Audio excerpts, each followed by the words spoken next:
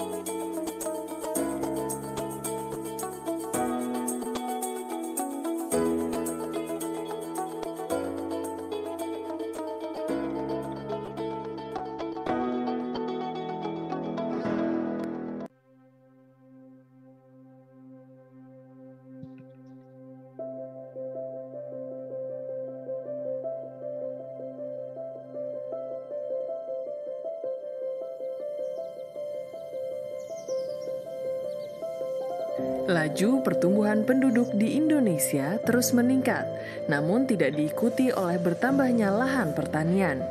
Tentunya, hal ini mempengaruhi pemenuhan kebutuhan pangan nasional. Oleh sebab itu, diperlukan upaya strategis untuk menjaga ketahanan pangan nasional, Salah satu upayanya adalah melalui intensifikasi pertanian dengan pola pemupukan berimbang. Penggunaan pupuk telah terbukti meningkatkan produktivitas pertanian. Pemanfaatan pupuk yang berimbang menjadi salah satu faktor penting dalam mendukung produksi pertanian.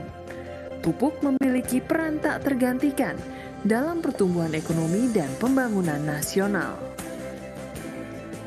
Selama lebih dari setengah abad, kami telah hadir di tengah masyarakat petani, mengantarkan pupuk hingga ke pelosok Nusantara dengan segala daya upaya.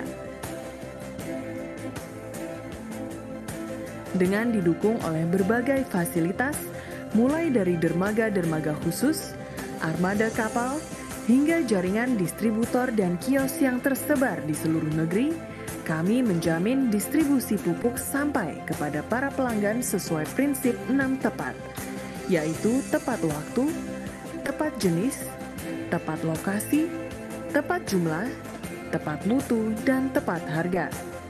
Untuk mewujudkan ketahanan pangan nasional, Pupuk Indonesia siap menjadi mitra yang tepat bagi pemerintah.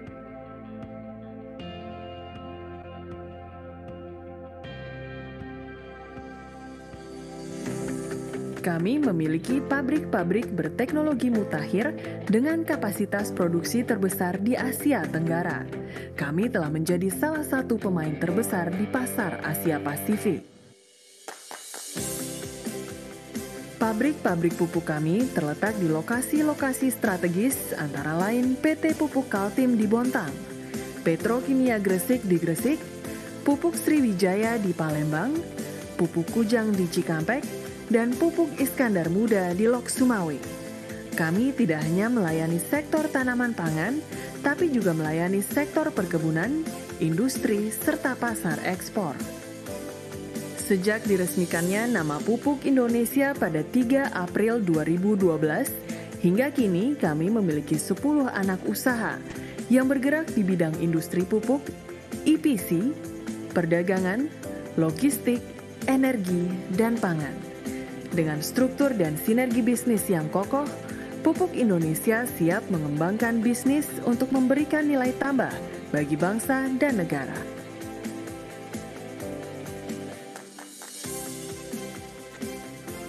Kami bertekad terus meningkatkan pelayanan dengan menjaga profesionalitas dan integritas SDM dengan mengimplementasikan sistem Good Corporate Governance.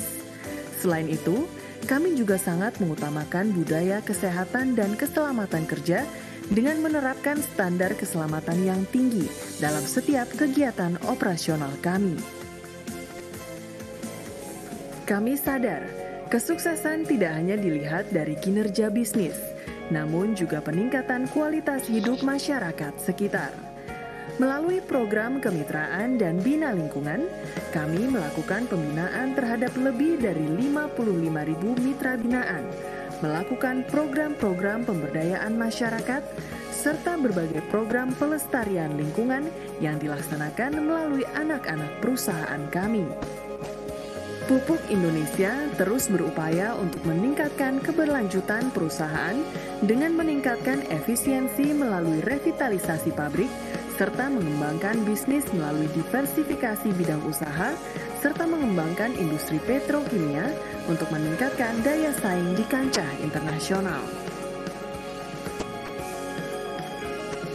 Dengan semangat profesionalisme, Pupuk Indonesia bertekad untuk terus mengamankan ketahanan pangan nasional dan memberikan nilai tambah bagi pembangunan bangsa. Pupuk Indonesia, sinergi untuk ketahanan pangan.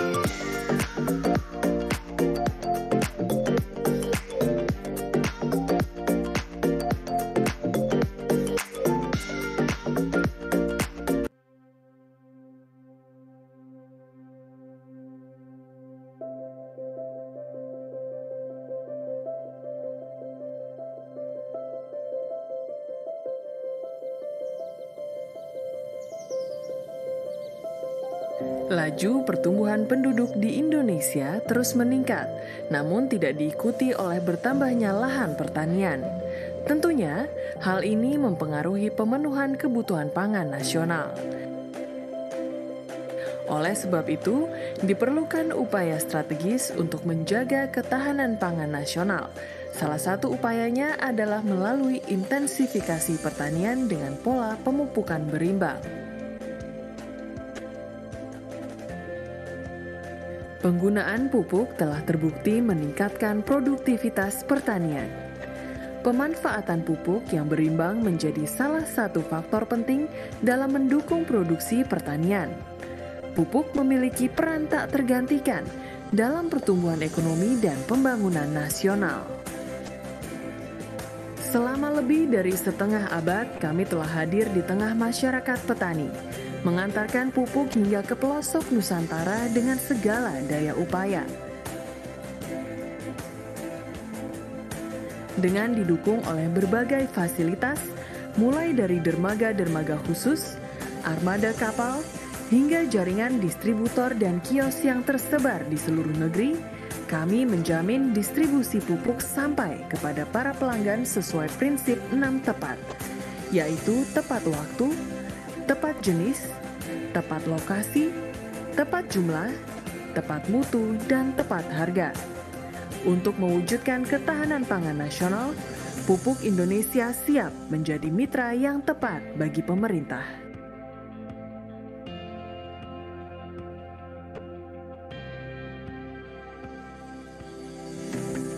Kami memiliki pabrik-pabrik berteknologi mutakhir dengan kapasitas produksi terbesar di Asia Tenggara. Kami telah menjadi salah satu pemain terbesar di pasar Asia Pasifik. Pabrik-pabrik pupuk kami terletak di lokasi-lokasi strategis antara lain PT Pupuk Kaltim di Bontang, Petrokimia Gresik di Gresik, Pupuk Sriwijaya di Palembang, Pupuk Kujang di Cikampek, dan Pupuk Iskandar Muda di Lok Sumawe. Kami tidak hanya melayani sektor tanaman pangan, tapi juga melayani sektor perkebunan, industri, serta pasar ekspor.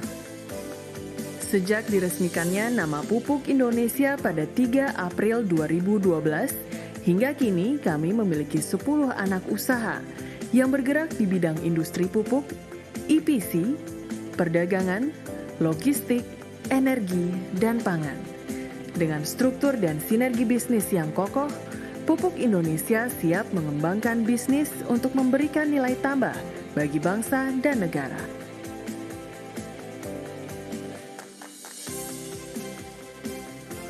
Kami bertekad terus meningkatkan pelayanan dengan menjaga profesionalitas dan integritas SDM dengan mengimplementasikan sistem Good Corporate Governance.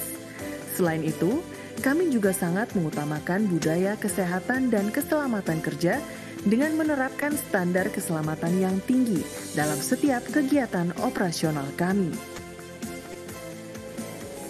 Kami sadar, kesuksesan tidak hanya dilihat dari kinerja bisnis, namun juga peningkatan kualitas hidup masyarakat sekitar. Melalui program kemitraan dan bina lingkungan, kami melakukan pembinaan terhadap lebih dari 55.000 mitra binaan, melakukan program-program pemberdayaan masyarakat, serta berbagai program pelestarian lingkungan yang dilaksanakan melalui anak-anak perusahaan kami.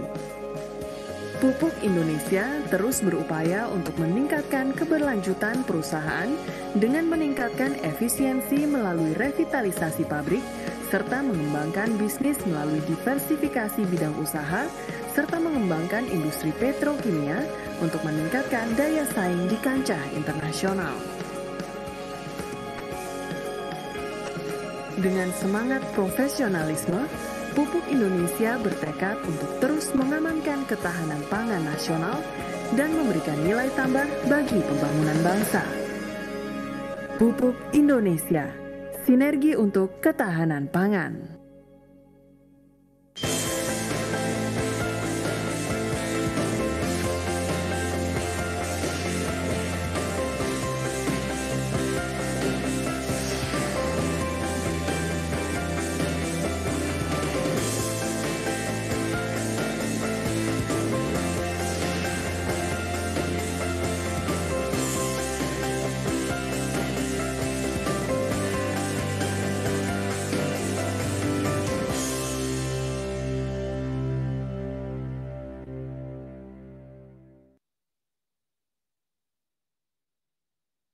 Baik, Assalamualaikum warahmatullahi wabarakatuh.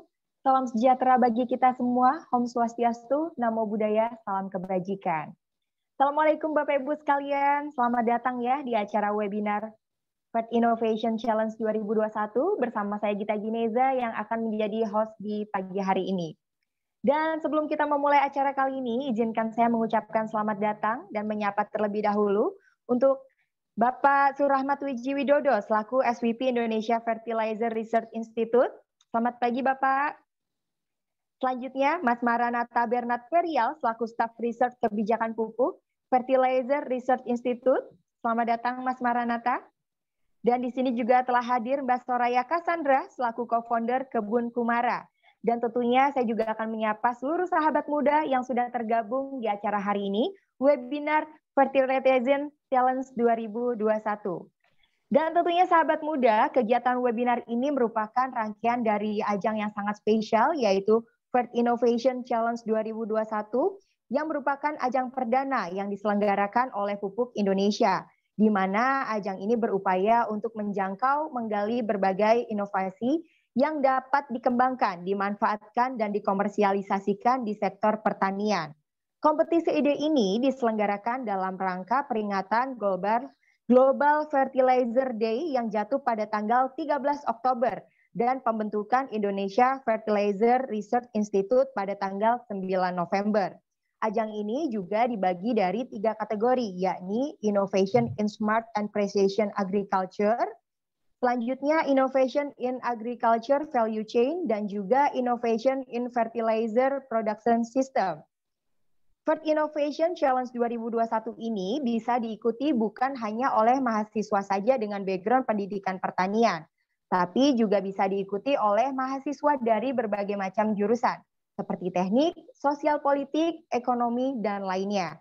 Dan dalam kegiatan ini, para pemenang berhak mendapatkan total hadiah ratusan juta rupiah, serta berkesempatan untuk pitching langsung dengan BOD Pupuk Indonesia. Baiklah, sahabat muda, sebelum kita mulai acara kali ini, kita bersama akan mendengarkan sambutan yang akan disampaikan oleh Bapak Surahmat Wijiwidodo selaku SVP Indonesia Fertilizer Research Institute. Kepada Bapak Surahmat, kami persilahkan. Terima kasih, Mbak Gita.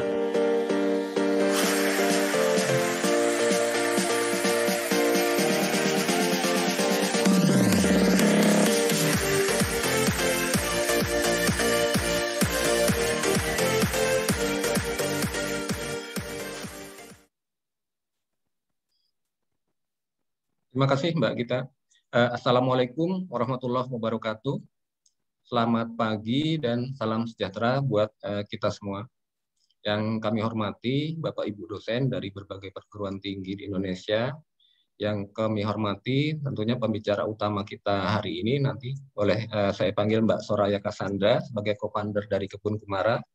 Serta seluruh mahasiswa tentunya nanti yang akan menjadi inovator muda pertanian yang kami banggakan. Puji syukur kita panjatkan kepada Allah Subhanahu wa Ta'ala atas berkat dan rahmat-Nya. Kita dapat berkumpul bersama di kesempatan yang berbahagia di pagi ini dalam acara webinar yang bertajuk Anak Muda, Urban Farming dan Pertanian Berkelanjutan. Bapak, Ibu, rekan-rekan, dan para mahasiswa sekalian, acara webinar pada hari ini adalah bagian dari rangkaian program kompetisi Pupuk Indonesia Fed Innovation Challenge tahun 2021. Yang sayangnya memang belum bisa kita laksanakan secara offline, jadi kita masih harus online. Dan kondisi ini tentunya menyadarkan kita betapa pentingnya inovasi dalam memecahkan berbagai masalah. Bahkan kita dapat mewujudkan akselerasi dari pemanfaatan inovasi di dunia saat ini. Salah satunya seperti pemanfaatan Zoom atau media sejenisnya sebagai bagian dari pekerjaan, perkuliahan, aktivitas sosial maupun kegiatan kita sehari-hari. Dunia pertanian saat ini mengalami tantangan yang kompleks, baik dari isu ketahanan pangan, kesejahteraan petani, serta keberlanjutan lingkungan. Produktivitas pertanian juga terancam melandai dan bahkan mungkin turun akibat adanya perubahan iklim. Sementara itu, petani kesejahteraannya juga mungkin sebagian besar belum merata, sehingga terbatas dalam mengakses teknologi dan belum dapat melakukan budidaya pertanian yang optimal. Selain itu, isu-isu terkait perubahan iklim, kesiapan bisnis, dan value chain terkait menuju industri 4.0 maupun agrikultur 4.0 tentunya menjadi sesuatu keniscayaan yang mau tidak mau harus kita hadapi di depan mata. Untuk itu, perlu adanya inovasi yang nanti dapat memberikan profit dan keberlanjutan bagi seluruh aktor dalam mata rantai nilai pertanian. Dan untuk mengatasi tantangan-tantangan ini tentunya kita tidak bisa jalan sendiri-sendiri. Perlu kolaborasi. Dan untuk pupuk Indonesia sendiri sepanjang perjalanannya dalam industri pupuk selalu bersandar pada inovasi dalam melahirkan berbagai produk pupuk maupun layanan dan menjadi salah satu pelaku bisnis pupuk global. Pupuk Indonesia terus memperkuat peranannya dalam mendukung ketahanan pangan nasional dalam bertransformasi menjadi penyedia nutrisi tanaman dan solusi pertanian yang berkelanjutan. Di dunia yang semakin dinamis dan terhubung, terobosan inovasi tidak hanya berasal dari internal perusahaan, namun juga dari eksternal perusahaan. Upaya kolaborasi dibangun PT Pupuk Indonesia dengan berbagai pihak, termasuk dengan universitas, lembaga-lembaga riset, maupun berbagai badan usaha lain untuk tetap menjaga daya saing perusahaan. Kami menyadari betapa pentingnya keterlibatan peran dari mahasiswa dan sivitas akademika untuk menghasilkan ide-ide inovasi yang kreatif, out of the box, dan tentunya bersumber langsung dari permasalahan-permasalahan yang dihadapi langsung di lapangan. Untuk itu, kami menyediakan platform dalam menerima berbagai ide-ide inovasi melalui gelaran kompetisi ini, dan ini adalah gelaran perdana kami untuk yang melibatkan peserta dari eksternal. Sebelumnya kami sudah melaksanakan 2 kali, tapi untuk lingkungan internal Pupuk Indonesia Group sendiri. Dan ini sangat penting mengingat masalah pertanian yang kita hadapi di Indonesia ini sangat beragam dan tentunya berbeda untuk berbagai antar daerah. Bapak, Ibu, rekan-rekan, dan para mahasiswa sekalian, Pupuk Indonesia Fair Innovation Challenge tahun 2021 ini dibentuk untuk kita agar dapat mendapatkan solusi berkelanjutan yang dapat mentransformasi pertanian. Kompetisi ini terbuka bagi seluruh disiplin ilmu yang ingin mengaplikasikan ide-ide dan inovasinya di dunia pertanian. Kami mengajak tidak hanya untuk mahasiswa pertanian, tapi juga mahasiswa teknik, ilmu komputer, atau bahkan mahasiswa ekonomi dan sosial politik. Dengan ragam inovasi yang muncul, diharapkan masalah-masalah pertanian dapat kita atasi melalui kolaborasi. Dan tentunya pada hari ini juga kita mengundang narasumber Mbak Soraya Cassandra untuk bisa menularkan semangat anak muda untuk berkarya di dunia pertanian. Pertanian saat ini membutuhkan orang-orang muda untuk mengakselerasi kemajuan pertanian melalui hal-hal seperti memanfaatkan lahan di sekitar kita sebagai lahan kebun atau pertanian, seperti melalui urban farming, yang tentunya nanti juga dapat meningkatkan kecintaan kita dalam dunia pertanian. Sekilas tadi saya baca terkait kebun Kumara, rupanya ini menarik juga ya, kita dapat selaras dengan alam melalui kebun di kota. Jadi untuk teman-teman yang mungkin tinggal di kota, kita juga tetap dapat berkontribusi melalui kebun dan dunia pertanian. Dan semoga acara hari ini nanti dapat menggugah ide inovasi dari adik-adik mahasiswa sekalian dan untuk terjun membantu pertanian Indonesia yang berkelanjutan melalui keikutsertaannya di dalam Fair Inovasi ini. Sebagai penutup, saya ingin mengucapkan terima kasih yang sebesar-besarnya atas kesediaan dari para sivitas akademika serta terutama rekan-rekan mahasiswa, adik-adik mahasiswa dalam menghadiri webinar hari ini. Semoga webinar ini akan memberikan manfaat bagi kita semua. Dan tentunya kami menunggu karya-karya inovasi dari para mahasiswa semua. Terima kasih kami ucapkan. Billahi taufik wal hidayah. Wassalamualaikum warahmatullahi wabarakatuh. Terima kasih Mbak Gita. Waalaikumsalam warahmatullahi wabarakatuh. Terima kasih banyak untuk Bapak Surahmat Wiji atas sambutan yang disampaikan. Baik, dan tentunya seluruh peserta yang sudah hadir, acara selanjutnya adalah pemaparan singkat mengenai ajang Fair Innovation Challenge 2021 yang akan disampaikan oleh Mas Maranatha Bernard Ferial selaku Staf Research Kebijakan Pupuk Indonesia Fertilizer Research Institute. Namun sebelumnya saya ingatkan kembali untuk sahabat muda yang ingin bertanya terkait kegiatan Fair Innovation Challenge 2021 ini, apabila ada hal yang ingin ditanyakan atau kurang paham, silakan untuk menuliskan pertanyaan di kolom komentar dengan menuliskan format nama, spasi, asal universitas. Baiklah, tanpa berlama-lama, langsung saja kita undang Mas Maranatha Bernard Ferial untuk menyampaikan pemaparannya.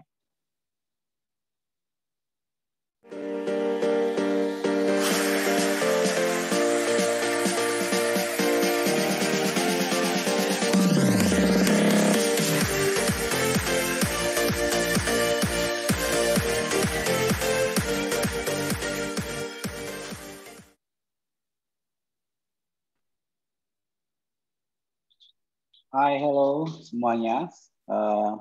Terima kasih sudah hadir di acara kita hari ini. Terima kasih Mbak Gita sudah mengenalkan kita. Mungkin presentasinya bisa dimulai ditampilkan, Mas. Baik, sebelum kita nanti ke ke pembicara utama kita, jadi kita hari ini mau ngenalin dulu nih apa sih sebenarnya acara yang digagas oleh Pupuk Indonesia yang bertajuk Pupuk Indonesia Fair Innovation Challenge 2021. Sebenarnya kita ini lagi buat acara khusus buat inovator muda pertanian Indonesia.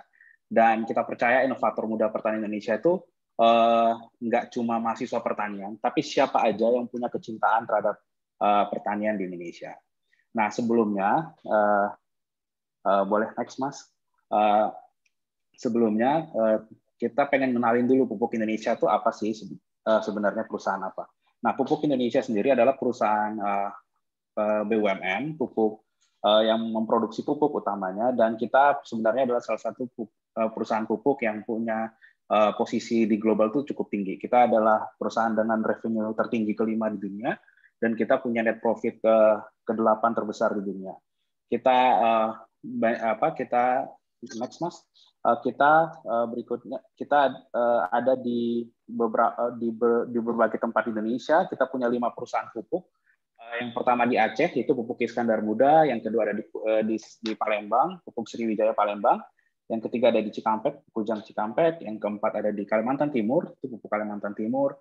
Yang kelima ada Petrokimia Gresik yang ada di Gresik. Dan kita punya 5 perusahaan lainnya yang bergerak di bidang EPC, trading, logistik, energi, dan pangan.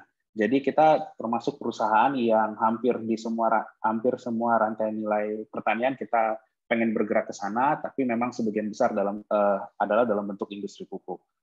Selanjutnya, Mas. Nah, kenapa sih kita ngadain ini? Karena kita tahu bahwa dunia pertanian itu membutuhkan mahasiswa-mahasiswa, dan terutama teman-teman mahasiswa ini bisa melihat bahwa pertanian itu nggak cuma masalah yang ada di sawah, tapi juga banyak hal yang ada di dalamnya. Kalau kita melihat pertanian itu nggak cuma masalah pupuk, nggak masalah benih, tapi juga bagaimana petani bisa mengakses pendanaan misalkan, gimana petani bisa mengakses pasarnya, gimana ngejual produk-produknya, dan juga di sektor pasca panen dan sebagainya. Karena sektor pertanian itu sektor dasar, tapi ada juga sektor turunannya yang membutuhkan banyak sekali inovasi-inovasi yang ada di sana. Nah, kalau semua sistem inovasi pertanian ini bisa kita cari ini solusinya, baik itu dalam level operator atau solusi, atau dalam level kebijakan atau pasar, market behavior dan lainnya, kita bisa lihat kita bisa mecahin masalah dari berbagai sisi, dan harapannya dengan begitu kita punya sistem inovasi pertanian yang baik, dan artinya petani-petani kita punya akses terhadap teknologi, punya akses terhadap pasar, punya akses terhadap pemodalan, sehingga rantai nilai kedepannya juga dapat berjalan dengan baik. Makanya kita di Fair Innovation ini mempunyai tajuk yang besar, yaitu tema yang besar, yaitu solusi yang berkelanjutan untuk transformasi pertanian. Nah, Fair Innovation ini adalah platform yang dibangun oleh Pupuk Indonesia untuk mendapatkan ide-ide inovasi dari terutama dari Civitas Akademika lewat mahasiswa-mahasiswa. Dan kita terbuka banget bagi mahasiswa dari jenjang apapun, karena kita yakin bahwa ide apapun kalau emang bagus itu pasti dapat dikembangkan dan bisa bermanfaat dalam skala yang lebih besar. Nah, kita juga pengen membangun network nih, kita pengen membangun jejaring, karena ini penting. Inovasi itu nggak bisa hanya dari internalnya perusahaan, tapi juga perlu nih bantuan dari dosen-dosen, dari mahasiswa yang universitas itu adalah sentralnya semua inovasi-inovasi. Nah, kemudian kita juga sebenarnya acara ini adalah bagian dari rangkaian acaranya di Kementerian BUMN. Jadi BUMN itu sendiri pengen nih semua perusahaan-perusahaan di BUMN itu punya jejaring riset, punya kemampuan riset untuk berinovasi, sehingga perusahaan-perusahaan negara dapat berperan lebih besar terhadap ekonomi negara.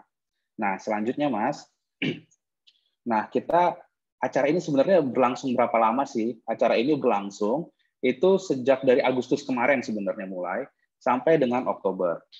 Dan kita merancanakan acara ini dapat ada awarding seremoninya di bulan November 2021. Selanjutnya Mas.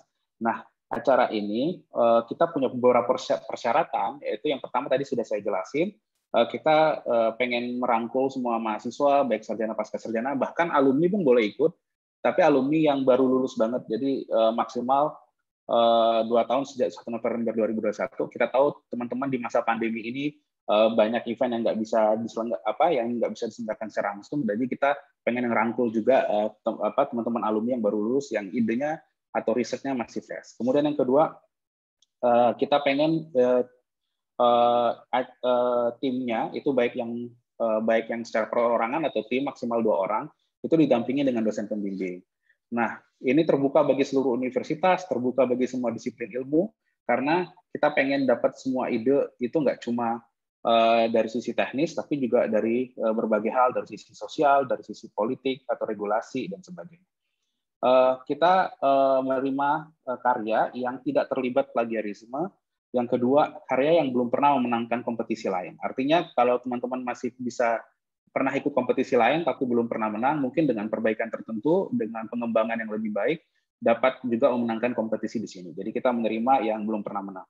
Yang ketiga adalah ide pemenang ini, kita tahu nih inovasi itu pasti selalu kaitannya dengan hak kekayaan intelektual. Nah, kita pengen ide pemenang yang terpilih tetap menjadi hak milik pemenang, namun nanti dalam prosesnya kita Pupuk Indonesia memiliki eksklusivitas nih, nanti kita pengembangan dalam masa-masa inkubasi penelitian nanti untuk pengembangan lebih lanjut, sehingga kita bisa tahu nih karyanya itu bisa kita kembangkan sejauh apa, bisa dikomersialisasi kah, atau bisa perlu pengembangan lebih lanjut atau tidak. Yang jelas acara ini tidak dipungut biaya. Nah, acara ini terdiri dari beberapa kategori. Selanjutnya, Mas. Ya, kategori pertama tadi adalah tentang inovasi di pertanian presisi atau innovation in smart and precision agriculture. Nah, kita pengen menerima semua karya inovasi yang terkait penerapan teknologi budidaya pertanian atau teknologi digital dalam dunia pertanian. Jadi ini nih pengen ngerangkul teman-teman dari Fakultas Pertanian, Fakultas Teknologi Pertanian, teman-teman dari ilmu komputer atau sains lainnya yang memang memiliki ide atau inovasi yang bisa kita terapin nih di dunia pertanian. Nah, ini bisa teknologi digitalnya bisa sensor, Internet of Things, atau apapun yang bisa kita pakai untuk mendukung pertanian yang efisien, produktif, dan berkelanjutan. Nah, kita pengen pertanian kita lebih presisi sehingga produktivitas pertanian kita lebih tinggi dan petani kita lebih optimal nih pendapatannya sehingga dapat menjaga nilai-nilai sustainability itu. Nah, berikutnya kategori kedua adalah kategori terkait inovasi rantai nilai pertanian atau innovation in agriculture value chain. Nah, kita pengen ini untuk khusus yang kategori 2 adalah dalam bentuk karya tulis ilmiah.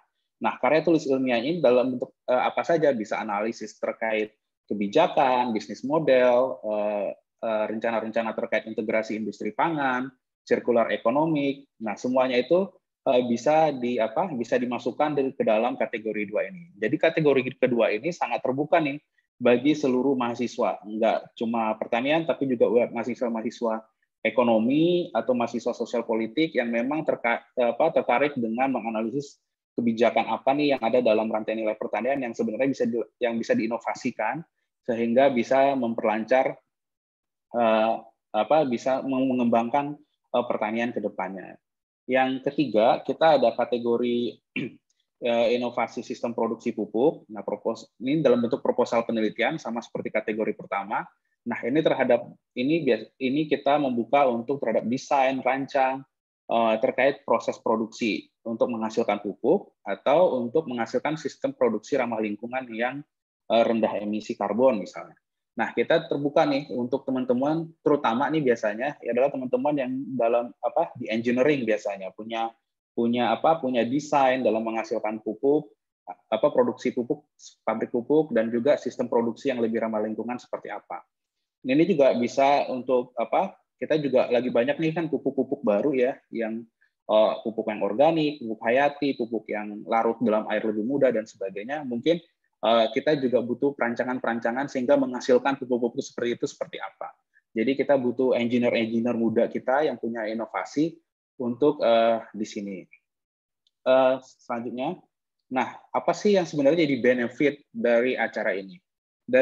Dari kompetisi ini kita menawarkan 2 benefit nih. Benefit yang pertama yang pasti langsung didapat oleh pemenang adalah hadiah tunai yang kita berikan dengan total 300 juta. Jadi yang untuk yang kategori 1 dan kategori 3 yang bentuknya proposal penelitian, kita menyediakan hadiah untuk satu juara pertama, kedua, ketiganya itu adalah masing-masing 50 juta, 30 juta, dan 20 juta.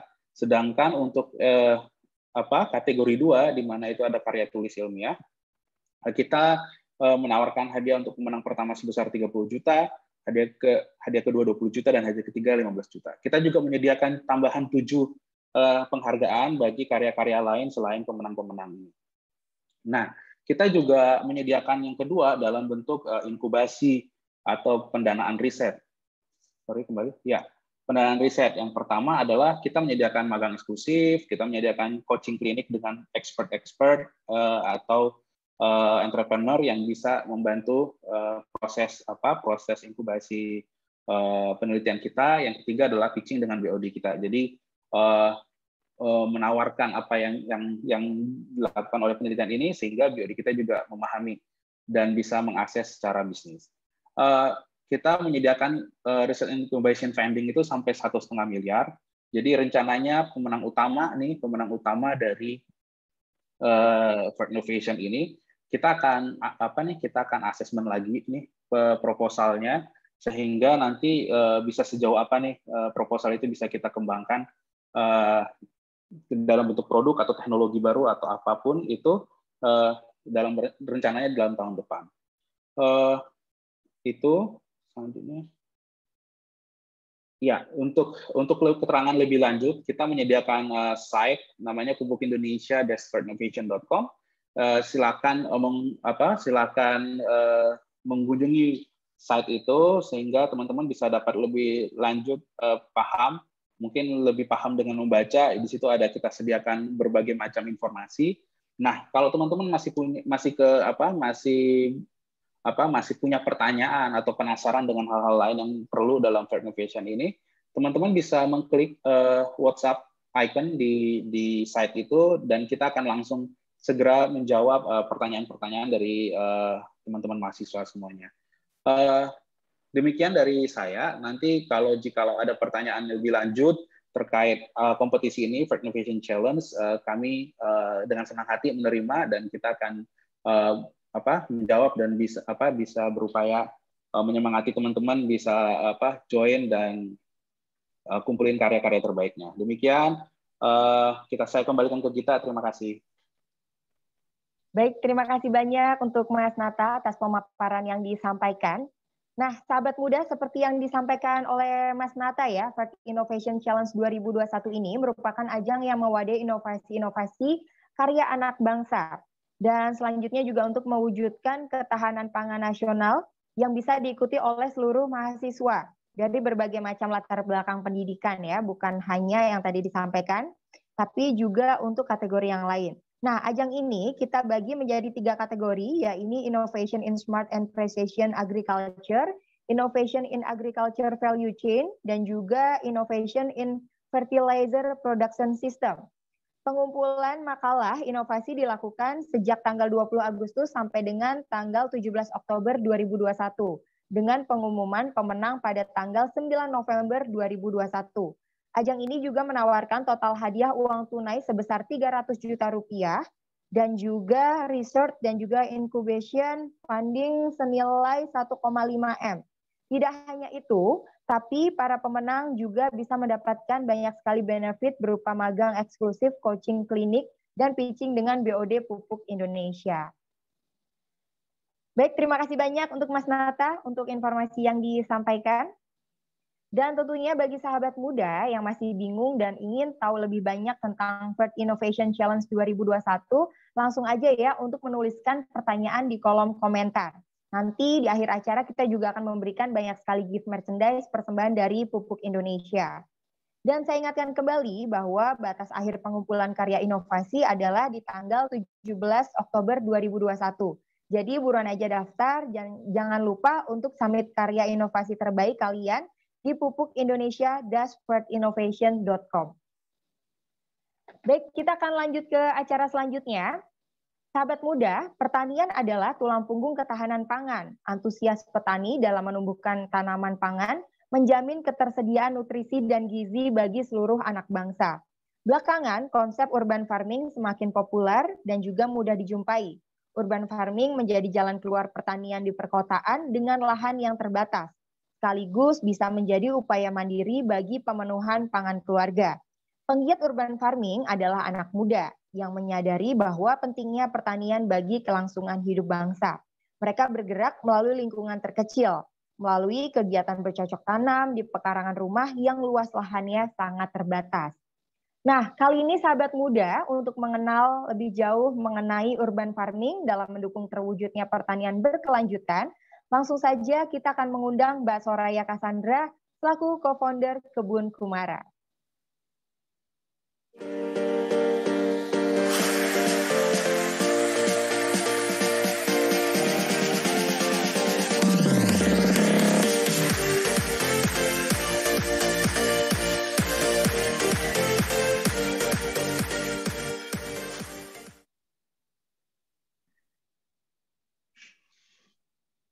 Hai, selamat pagi semuanya.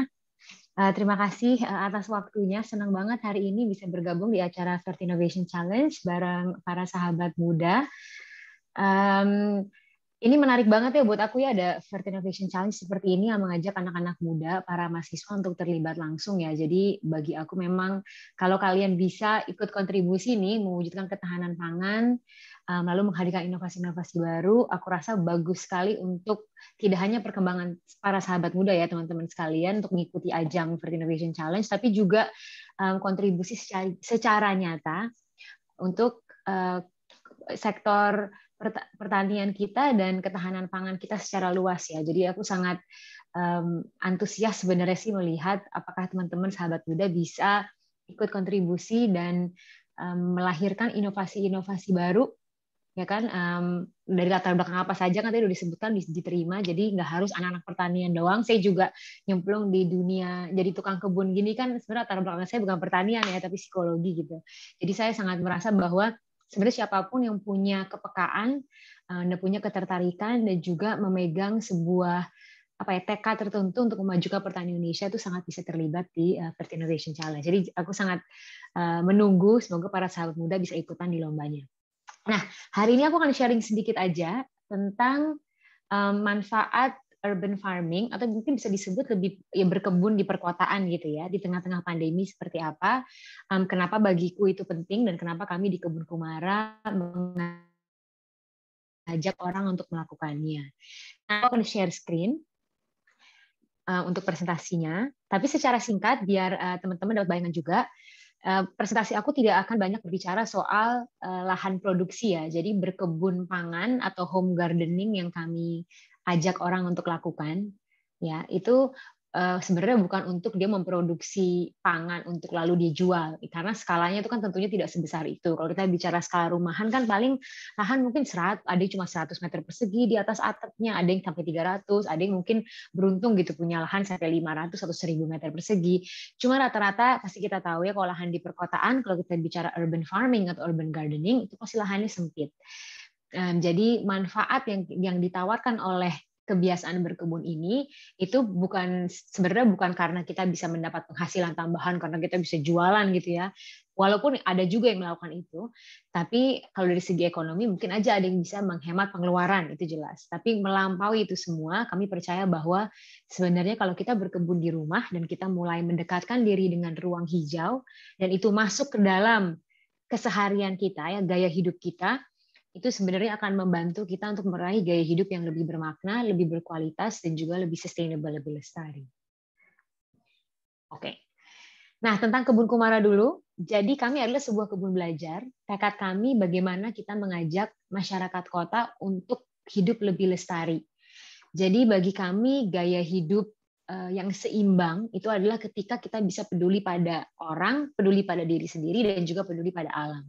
Nah, kami mengajak orang dengan mengubah lahan yang nggak ada apa-apa. Dan kalau kita lihat di perkotaan ya, lahan-lahan yang ada di sekitar di rumah-rumah tuh buat orang yang punya lahan itu sebenarnya biasanya cuma rumput sama tanaman hias aja kan.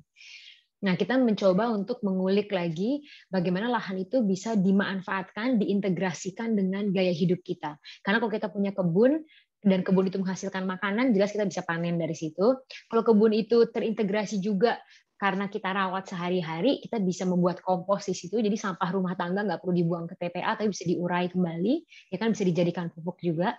Jadi kehadiran sebuah kebun melampaui sekedar oh ini cantik, estetik, melampaui sekedar itu dan melampaui sekedar makanan, tapi bagaimana dia menjalin kembali keterhubungan kita dengan alam. Jadi setiap hari kita pasti akan melihat alam, merawat alam, gitu kan, dan terbiasa memiliki budaya untuk nurture, gitu, untuk benar-benar mengasihi alam. Kebun Kumara sendiri kami menawarkan sebagai bisnis kami menawarkan 2 jasa, edukasi. Kami membuat kurikulum. Jadi sebelum pandemi sebenarnya kami membuat kurikulum untuk sekolah-sekolah, baik untuk mereka ada ekskul berkebun atau pertanian di sekolahnya, ataupun mereka datang ke tempat kami untuk belajar. Sekarang sih kebanyakan kegiatan kami masih online sampai sekarang.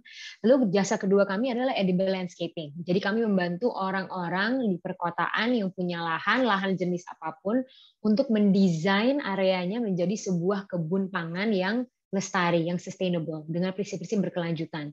Jadi prinsip-prinsip yang kami gunakan disebut permaculture atau holistik. Jadi kami melihat sebuah lahan, bagaimana kita bisa mengembangkan potensi lahan tersebut, tapi di saat yang sama kita mengintegrasinya dengan kebutuhan dari pemilik lahan tersebut.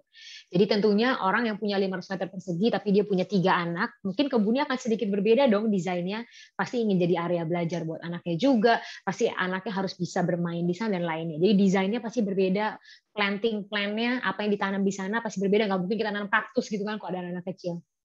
Tapi kalau kita bicara 500 meter persegi buat orang yang di rumahnya ada sesepuh misalnya, kita mendesainnya dengan cara yang berbeda juga. Jadi bedeng-bedengnya dinaikkan, itu semua raised bed, ada area di mana mungkin kursi roda bisa lewat dan lain sebagainya. Jadi kami membantu untuk mendesain ruang tersebut agar tidak hanya bisa lestari, tidak hanya bisa memproduksi makanan, tetapi juga memenuhi kebutuhan dari pemiliknya.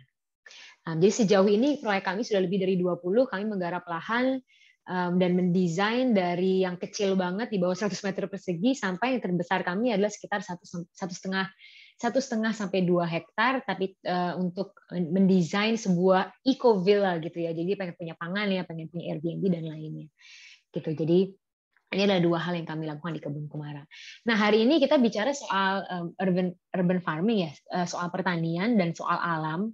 Dan biasanya kalau alam itu kan gambarnya tadi lah kayak videonya PT Pupuk Indonesia yang bagus banget ya, kita melihat sawah gitu kan, melihat pemandangan gitu, itu kan emang alam yang kita ketahui. Tapi sebenarnya alam yang kita yang selalu mengajak kita berinteraksi setiap hari adalah ini, foto-foto ini gitu. Jadi makanan itu adalah bentuk paling nyata dari alam. Dan sebenarnya dengan berkebun, apalagi buat para sahabat muda di sini yang emang fakultas pertanian ya, itu pasti tahu kalau ketika kita bisa memahami misalnya sayur lodeh gitu ya, kita bisa memahami sayur lodeh, tapi dari apa yang ada di dalam sayur lodeh tersebut, misalnya ada cabai yang panjang, cabai besar dan lainnya, kita bisa paham tentang cabai itu, bagaimana dia tumbuh dan asal usul sebelumnya. Sebenarnya kita akan memiliki hubungan yang lebih dalam sama pangan kita, dan kita bisa lebih mengapresiasi gak cuma alamnya, tapi juga semua pemain yang ada di dalamnya. Jadi para petani, para supir truk yang bawain cabai itu ke kita, gitu, distributor dan lainnya. Jadi berkebun itu memang memberikan kita semacam cara pandang yang berbeda dan lebih dalam. Dan itu kenapa Kebun Kumara akhirnya ketika soal hidup yang lestari, jadi keresahan kita kan gaya hidup yang lestari ya, bagaimana kita bisa mengajak orang untuk berkehidupan tuh lebih peka sama alam. Karena aku sendiri dan kita para pendirinya itu merasa kita juga agak kita hipokrit gitu. Jadi kita selalu bilang kita sayang sama alam, tapi setiap hari juga kita nggak ngerawat alam itu. Sampah juga kita buang aja, cara kita mau konsumsi juga kadang mubazir. Jadi kita sayang, tapi kita tidak melakukan aksi yang konkret. Nah, buat kami sebenarnya untuk orang itu mau melakukan sesuatu yang konkret, pertama dia harus menjalin keterhubungan dulu dengan alam. Dan kebun melakukan itu. Itu yang pertama. Kedua, kebun itu bisa ada dimanapun selama ada matahari dan air. Jadi ini bukan kayak orang harus pergi ke pantai atau ke gunung untuk melihat alam, tapi kalau dia punya 1-2 pot, dia cuma punya balkon atau punya atap, dia pun bisa punya kebun di situ, dia pun bisa nanam di situ. Jadi sebenarnya kebun itu alam yang sangat accessible buat semua dari kita gitu ya, karena kita tinggal di Indonesia. Lalu yang ketiga, kita mendekatkan diri tadi dengan si pangan itu sendiri, karena kebun itu kan ekosistem yang hidup. Dia itu adalah cerminan mikrokosmos ya. Jadi kalau kita bicara alam, kita pengen tahu alam itu kerjanya kayak apa sih, bagaimana dia menjaga keseimbangan dia, bagaimana dia bisa memenuhi kebutuhan dari semua mikroorganisme dalam tanah, sampai binatang-binatang yang berterbangan gitu kan, sampai predator papan atas sekalipun, gimana dia memenuhi itu. Kalau kita numbuhin kebun itu, kita akan menyaksikan prinsip-prinsip alam itu secara nyata. Gitu. Jadi memang bagi kami kenapa masuknya lewat kebun, karena kalau kita pengen orang beraksi untuk merawat alam, dia harus kenal dulu dong sama alamnya, dia harus sayang dulu sama alamnya. Nah, gimana kita menghadirkan alam tanpa dia harus pergi ke pantai atau ke gunung, kita hadirkan dengan sebuah kebun. Jadi kebun itu adalah alam yang masuk ke ruang sehari-hari kita. Itu kenapa kebun itu dahsyat sekali. Kebun itu adanya di mana? Di rumah. Rumah itu adalah zona 0. Zona 0 itu artinya zona di mana kita menghabiskan waktu kita paling banyak. Semua aktivitas kita paling banyak di sana. Orang-orang kita sayangi ada di dalam sana. Bahkan orang-orang yang kita sayangi kita bawa juga ke dalam sana ya kan, teman-teman sahabat kita bawa ke rumah kita. Jadi memang ini zona yang sangat membentuk kesadaran kita dan membentuk behavior, perilaku kita. Nah, jadi kalau kita menghadirkan kebun di sana, itu sudah jelas otomatis pasti perilakunya berubah. Yang tadinya mungkin cuma ngelihat kebun sesekali gitu ya, ngelihat keluar, mungkin sekarang adanya kebun dan itu kebun pangan kan harus dirawat, harus disiram. Dia kan lebih demanding ya dibanding kebun hias ya. Mau nggak mau kan jadi keluar, harus nyiram, berinteraksi sama alam, kena matahari gitu kan. Jadi ada budaya yang terbangun dengan kita menghadirkan ruang hijau ini di rumah kita sendiri. Lalu tentunya kita bisa makan makanan organik secara gratis. Banyak banget yang bisa kita tanam, banyak banget yang bisa kita panen, bahkan kalau areanya nggak terlalu luas, tinggal dipilih aja mau serepot apa atau mau segampang apa. Kalau mau gampang, tanamlah ripang-ripang, jahe punya temulawak, and the gang itu semua bisa. Kalau benar-benar cuma, aduh saya cuma punya waktu untuk nyiram sekali sehari gitu ya, ya tanam aja pohon-pohon buah atau pohon sayur kayak pohon kelor, daun gedi, pohon singkong, pisang itu kan nggak perlu disiram bahkan. Jadi banyak sebenarnya opsi-opsi yang bisa kita lakukan dan tetap bisa ada ruang hijau di rumah sesuai dengan konteks kita masing-masing.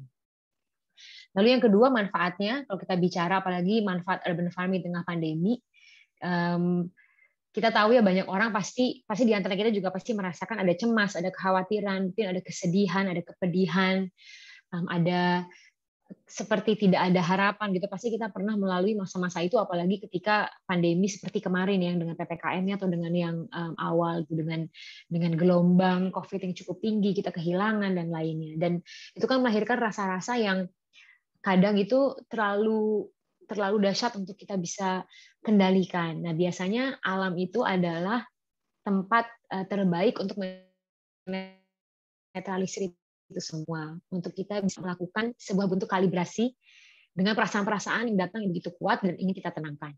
Dan ini sebenarnya penelitian tentang itu sudah banyak sekali, penelitian psikologinya, penelitian saintifiknya, penelitian semuanya itu udah banyak banget. Kalau kita pegang tanah, cenderung dia akan melepaskan neurotransmitter serotonin, kita jadi lebih senang. Anak-anak yang berinteraksi dengan alam, imun sistemnya lebih kuat, dan lain sebagainya. Jadi itu sebenarnya sudah banyak sekali yang membuktikan bahwa memang alam itu menguatkan kita. Jadi kalau ada kebun, kita juga bisa lebih kuat.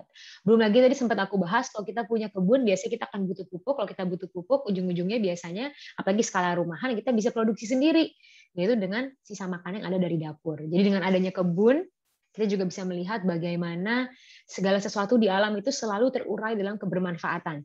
Ya kan, tidak ada satu hal pun yang adalah tanda kutip sampah, karena alam tidak menciptakan sampah. Jadi semua itu akan terurai lagi menjadi tanah.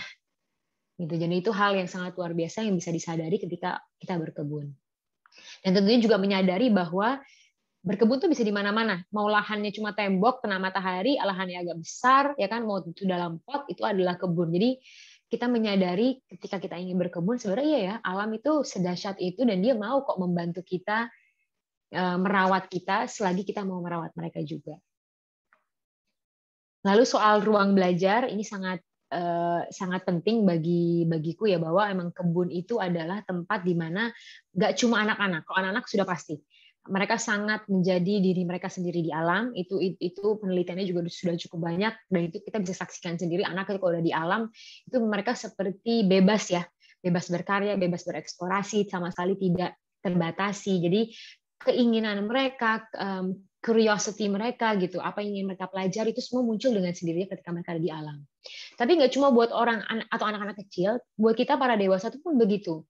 Kita bisa banyak menyaksikan pembelajaran yang dahsyat kalau kita ada di tengah-tengah alam dan benar-benar mau memaknainya dan merefleksikannya. Itu jadi ada sebuah quote dari seorang conservationist ya, dia melakukan konservasi dan dia selalu bilang kalau ilmu science gitu ya, dia selalu meminta kita untuk belajar atau meneliti sesuatu gitu. Jadi we learn about something, we observe something, and we experiment on something. Kita mengambil kesimpulan dari itu.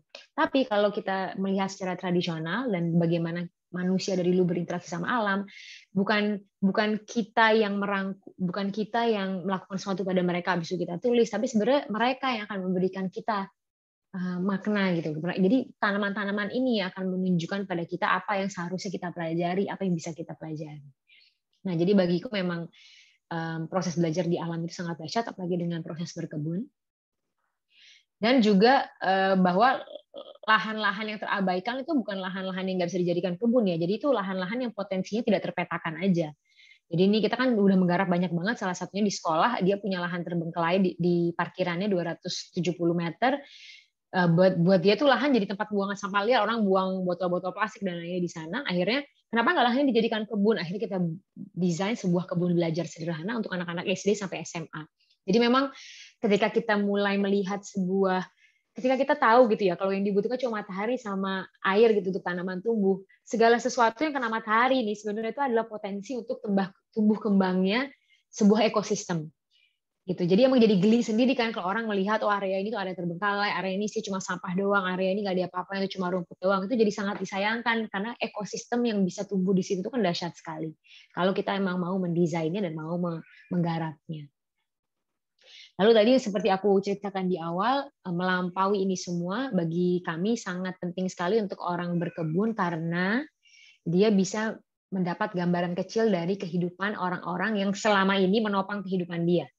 Ya kan, para petani, orang yang bawa makanan kepada kita, orang yang memasak makanan tersebut gitu. Jadi bahkan itu dari manusianya aja, tapi juga dari alamnya jelas bagaimana kita jadi paham tanaman tumbuhnya seperti apa, dia butuh waktu yang lama, kayak cabai itu butuh 6 sampai 8 bulan. Kalau kita nggak nanam kan kita nggak tahu. Kalau kita nggak tahu mungkin kita makan cabai ya mubazir ya, ada yang sisa gitu, atau kita biarin busuk di kulkas dan lainnya. Jadi dengan kita berkebun kita jadi tahu gitu, kita harus lebih peka dan lebih apresiatif terhadap makanan kita. Udah, dan yang lebih penting daripada itu adalah bahwa semua orang bisa berkebun. Jadi kalau di Kebun Kumara kami percaya berkebun tuh bukan semacam apa ya, bukan kayak teknik kimia gitu ya, kayak rocket science yang susah banget gitu, orang harus belajar dulu, harus ada harus bereksperimen, harus nanya siapa segala macam. Sebenarnya enggak gitu. Jadi kita percaya bahwa siapa orang tuh bisa berkebun, bisa menumbuhkan sesuatu, karena yang menumbuhkan juga bukan kita sebenarnya, tapi kan alam, dengan matahari, air dan lainnya yang membantu benih itu tumbuh. Jadi selama kita mau berproses, sebenarnya siapapun bisa berkebun. Dan tadi kalau kita bicara soal sustainable living dan itu yang ingin kita raih, sebenarnya kami percaya bahwa sustainable living atau hidup yang lestari adalah tentang keseimbangan. Bagaimana kita bisa meraih keseimbangan kan antara kita peduli sama orang, peduli sama diri sendiri, dan peduli sama alam. Dan ketika kita melakukan sesuatu, sebenarnya itu merangkul tiga-tiganya. Jadi misalnya kita mengkompos, itu peduli pada diri sendiri, karena kan kita tidak lagi harus menumpuk makanan, sisa-sisa makanan di rumah sampai harus diambil sama truk sampah, kan enggak. Kita bisa langsung mengolahnya, dan dengan itu diolah di rumah kita, nggak dibawa ke TPA. Sebenarnya kan kita peduli pada orang-orang lain, jadi nggak ada orang lain yang harus pusing dan harus sakit gitu kan, harus dapat dampak buruk dari sampah kita yang dibawa ke sana. Itu jelas kita peduli pada orang lain. Dan dengan kita mengkompos, kita peduli pada alam karena kompos sisa organik yang ada di TPA itu kan mengeluarkan gas metana itu sangat berbahaya, bisa meledak. Itu adalah greenhouse gas dan landfill gas. Jadi dengan kita tidak mengirim dia ke sana, sebenarnya kita mencegah ya polusi yang dan pencemaran udara lainnya, pencemaran udara, pencemaran air, pencemaran tanah yang terjadi di landfill.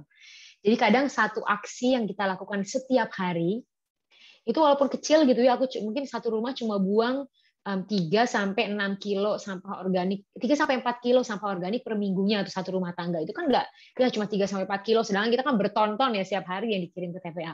Cuma kalau kita melakukannya setiap hari dan banyak orang yang melakukannya secara kolektif, itu sebenarnya tetap berdampak. Gitu. Jadi memang kita mencoba untuk membuat orang sadar akan itu dan sadar akan the power of an individual ya, the power of choice dari kita. Oke, kalau filosofi, ini aku akan singkat aja membahas tentang apa yang biasanya kita lakukan untuk berkebun. Ini kalau teman-teman yang di sini lagi pengen tahu tips and trik sederhana ya, kita harus tahu mataharinya dari mana, airnya bagaimana, kondisi tanahnya seperti apa, dan ada sirkulasi udara. Jadi kita itu hidup di iklim tropis, harus ada sirkulasi udara agar bibit-bibit kita tidak busuk dan tidak berjamur. Ya, kalau teman-teman suka lihat foto-foto greenhouse atau apapun yang ada di luar negeri itu karena mereka iklimnya subtropis gitu kan. Jadi atau iklimnya temperate climate. Jadi itu kenapa mereka ada musim salju, musim kemarau, itu kenapa mereka pakai greenhouse gas ditutup gitu kan biar tanamannya hangat.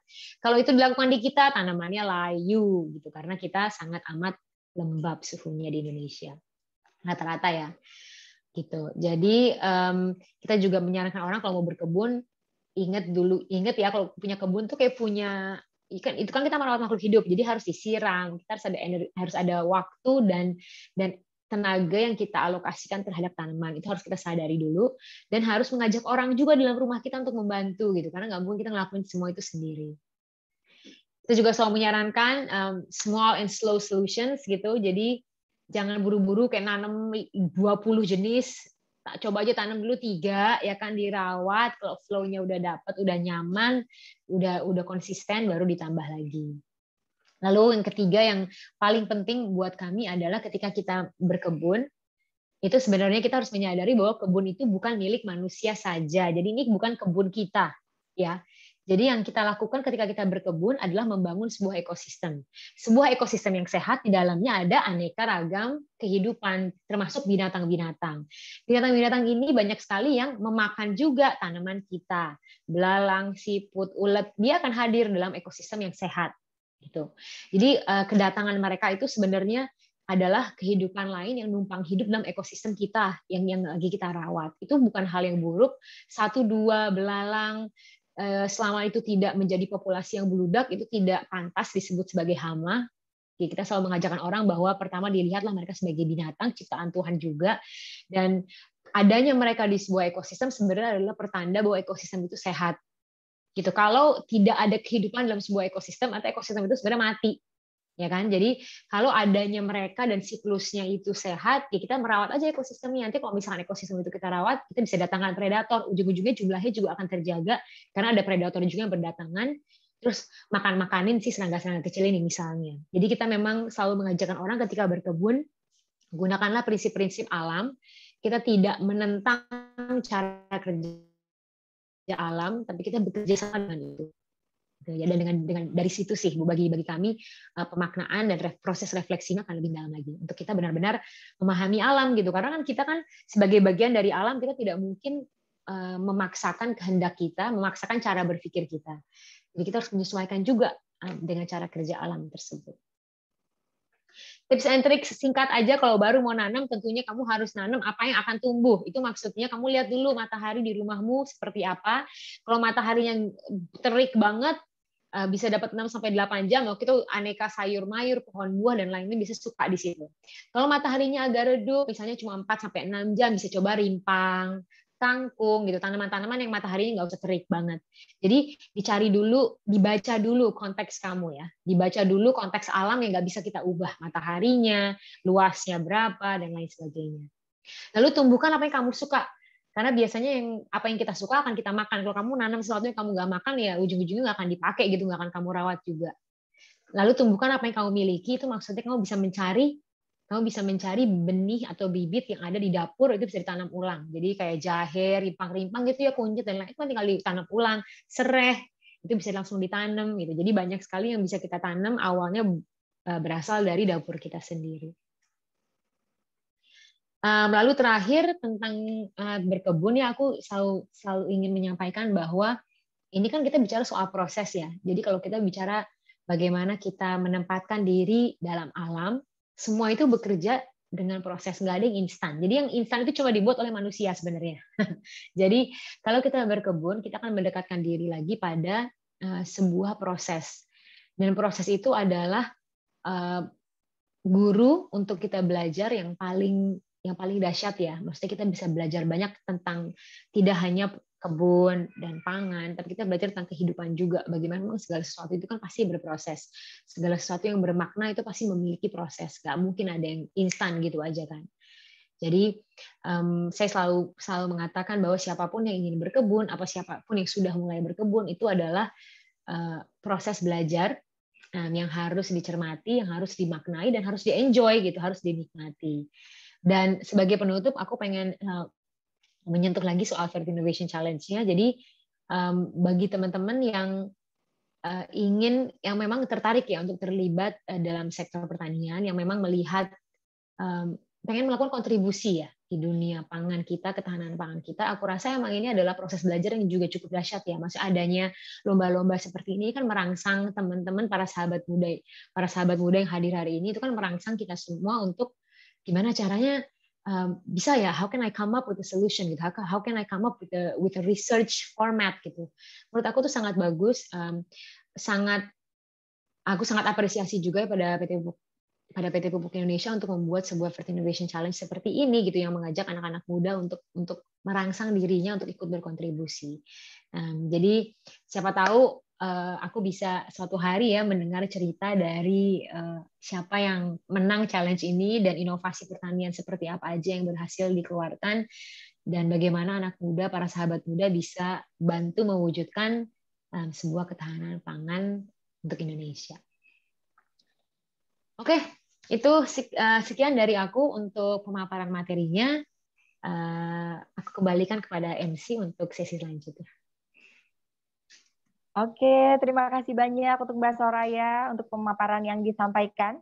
Dan seperti yang tadi disampaikan oleh Mbak Soraya, Kebun Kumara sendiri rutin mengadakan berbagai macam pelatihan dan juga pendidikan ruang lingkup hidup, serta mengelola tanah seluas 1,5 hektar sampai dengan 2 hektar sebagai ruang hijau untuk pembelajaran lingkungan. Selanjutnya juga Kebun Kumara sendiri berdiri sejak tahun 2016 dengan misi untuk mengajak anak muda untuk mulai giat berkebun demi menjaga kelestarian lingkungan. Luar biasa sekali ya.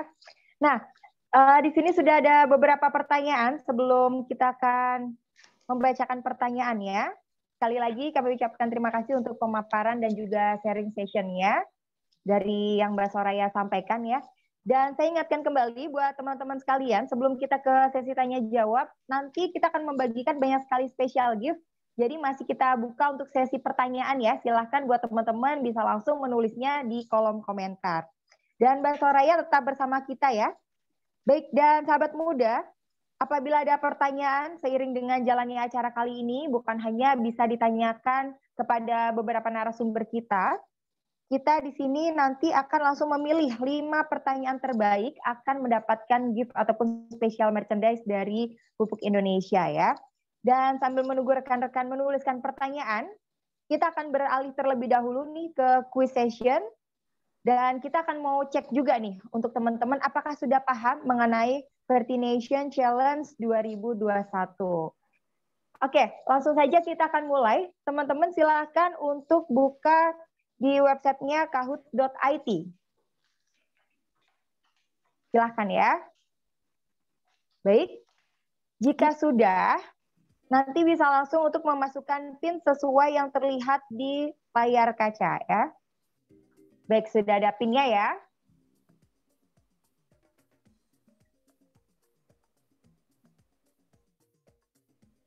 Baik, Selanjutnya, nanti kita akan berikan 7 pertanyaan. Jadi teman-teman di sini bisa untuk cepet-cepetan nih.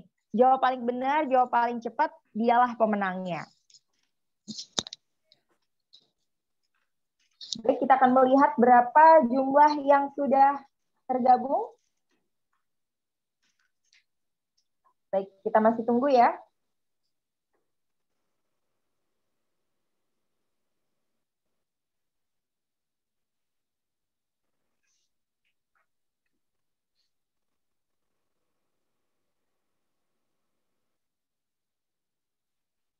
Baru 19, masih kita tunggu untuk teman-teman lainnya. Sekali lagi silahkan untuk buka websitenya kahoot.it.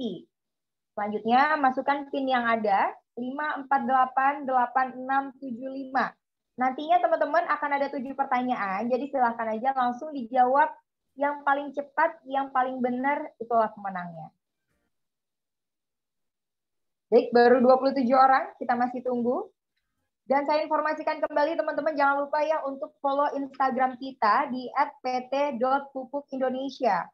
Karena nanti kita akan memberikan hadiah tambahan. Selain itu juga teman-teman yang ingin ataupun ada pertanyaan mengenai kegiatan acara kita kali ini, silakan untuk langsung menulisnya di kolom komentar ya.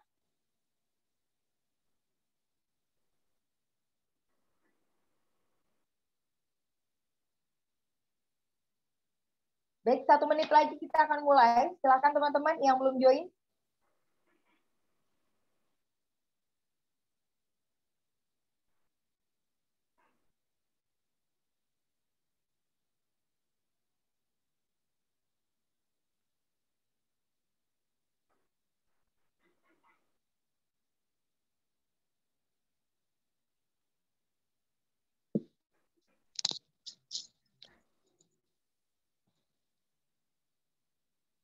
Baik, kita akan mulai ya. Siap? 3, 2, 1.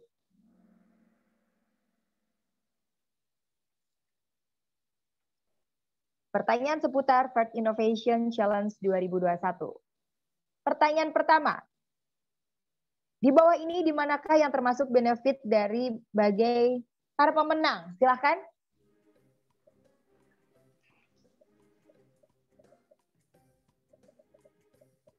Detik terus berjalan.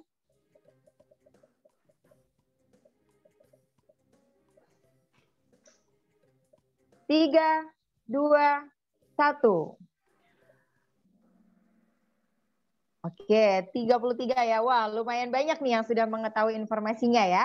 Baik, kita akan beralih.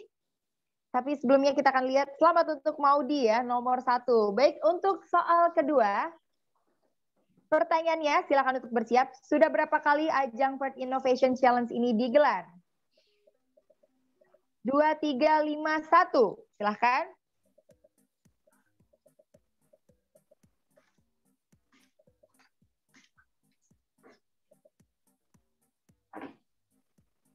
Tiga detik lagi. Wah, ini harusnya benar semua loh, tapi ternyata masih banyak yang terkecoh ya. Baik, langsung saja kita ke pertanyaan selanjutnya, masih dipimpin Maudi, luar biasa. Baik, pertanyaan selanjutnya. Berapa total hadiah yang akan didapatkan oleh para pemenang? 3, 2, 1. Silahkan. 50, 250, 300, atau 100 juta rupiah.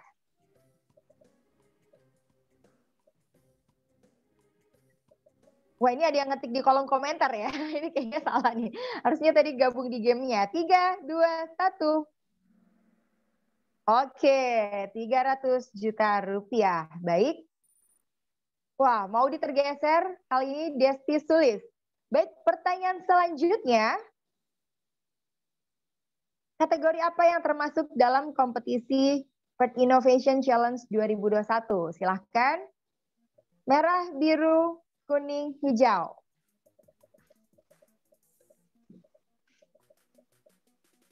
Beda-beda tipis ya, silahkan. 3, 2, 1. Jawabannya adalah yang merah ya. Wah, ini terkecoh sama yang biru ya. Mirip ya. Gara-gara ada ini ya, innovation-nya ya. Baik. Untuk selanjutnya kita lihat dulu siapa. Wah, sepertinya beralih. Wah, selamat untuk Farhan. Tapi kita akan lihat di finalnya siapa pemenangnya ya. Baik, next. Siapa saja peserta yang boleh mengikuti ajang Fert Innovation Challenge 2021? Merah, biru, kuning, hijau. Apakah ini masih ada yang salah? Kita akan cek dulu karena ini pertanyaan yang paling mudah. 3, 2, 1. Wah, ternyata masih ada yang salah ya.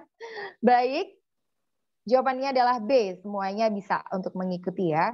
Masih dipimpin oleh Farhan. Baik, ini pertanyaan ke-6 ya.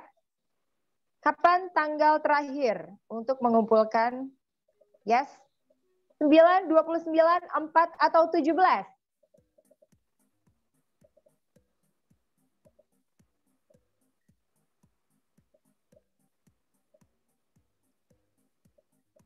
Tiga, 2, 1. 17 Oktober 2021 ya. Baik. Oke, masih dipimpin Farhan. Baik, kita akan ke pertanyaan terakhir. Kapan tanggal pengumuman pemenang dari kompetisi kali ini? 17, 29, 9, dan 4 November. Silahkan untuk dipilih. Dan seperti yang tadi disampaikan teman-teman, apabila ada pertanyaan nanti bisa langsung untuk chat di kolom komentar ya. Untuk mengikuti kompetisi kali ini. Baik, jawaban yang benar adalah 9 November 2021. Kita akan langsung bacakan siapakah pemenangnya. Pemenangnya adalah juara ketiga. Di sini sudah ada atas nama Siti. Selamat. Untuk juara kedua atas nama Ana. Dan juara pertama atas nama, wah ini namanya Farhan. Wow, selamat untuk pemenang dari Kahoot Games ya. Nah, buat teman-teman lainnya yang belum menang, jangan berkecil hati karena nanti masih ada hadiah-hadiah yang akan kita berikan ya. Caranya gampang, buka handphonenya sekarang, langsung aja di add dan juga di follow di @pt.pupukindonesia ya. Mas Nata kayaknya tadi mau ikutan Kahoot nih, mukanya serius banget Mas Nata. Baik, yes, dan tentunya teman-teman kita sudah ada beberapa pertanyaan yang masuk ya. Kita akan coba terhubung kembali sama Mbak Soraya. Mbak Soraya, halo. Halo. Oke, Mas Nata juga terhubung ya, karena nanti akan ada pertanyaan yang langsung kita bacakan. Baik, dan untuk para pemenang dari Kahoot Games tadi, nanti bisa untuk chat panitia di kolom komentar dengan menuliskan nama, nomor handphone, nanti akan ada tim kita yang menghubungi ya. Baik, untuk seluruh sahabat muda, selanjutnya kita akan memasuki sesi tanya-jawab, dan di sini kedua narasumber kita sudah bersiap. Saya akan langsung bacakan pertanyaan pertama. Kali ini untuk Mas Maranatha terlebih dahulu. Baik, pertanyaannya Mas, di sini pertanyaannya adalah, tunggu sebentar. Pertanyaan dari Retno Ayu Nur Salsabila. Untuk inovasi pupuk, apakah ditentukan harus pupuk organik atau pupuk kimia? Sekali lagi saya ulang, pertanyaan untuk Mas Maranatha.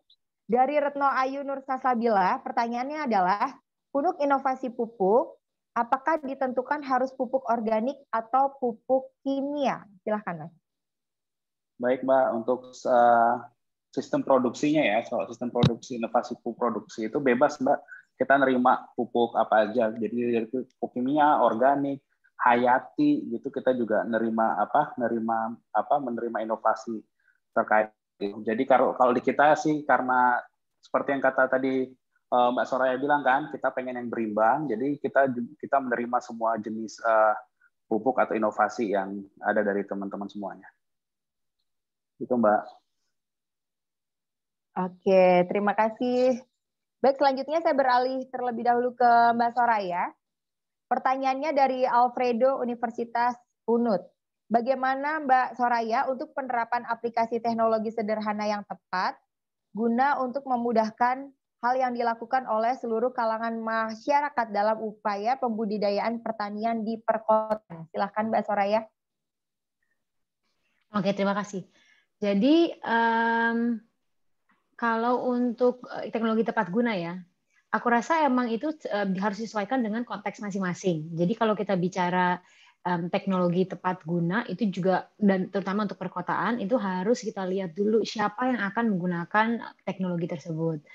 Kalau kita bicaranya pekarangan rumah, ya rumahnya seperti apa, teknologi apa yang cocok untuk dia. Tapi memang saya setuju bahwa teknologi tepat guna itu sudah banyak banget yang skalanya pun skala kecil. Contoh kayak solar panel itu ada skala rumahan.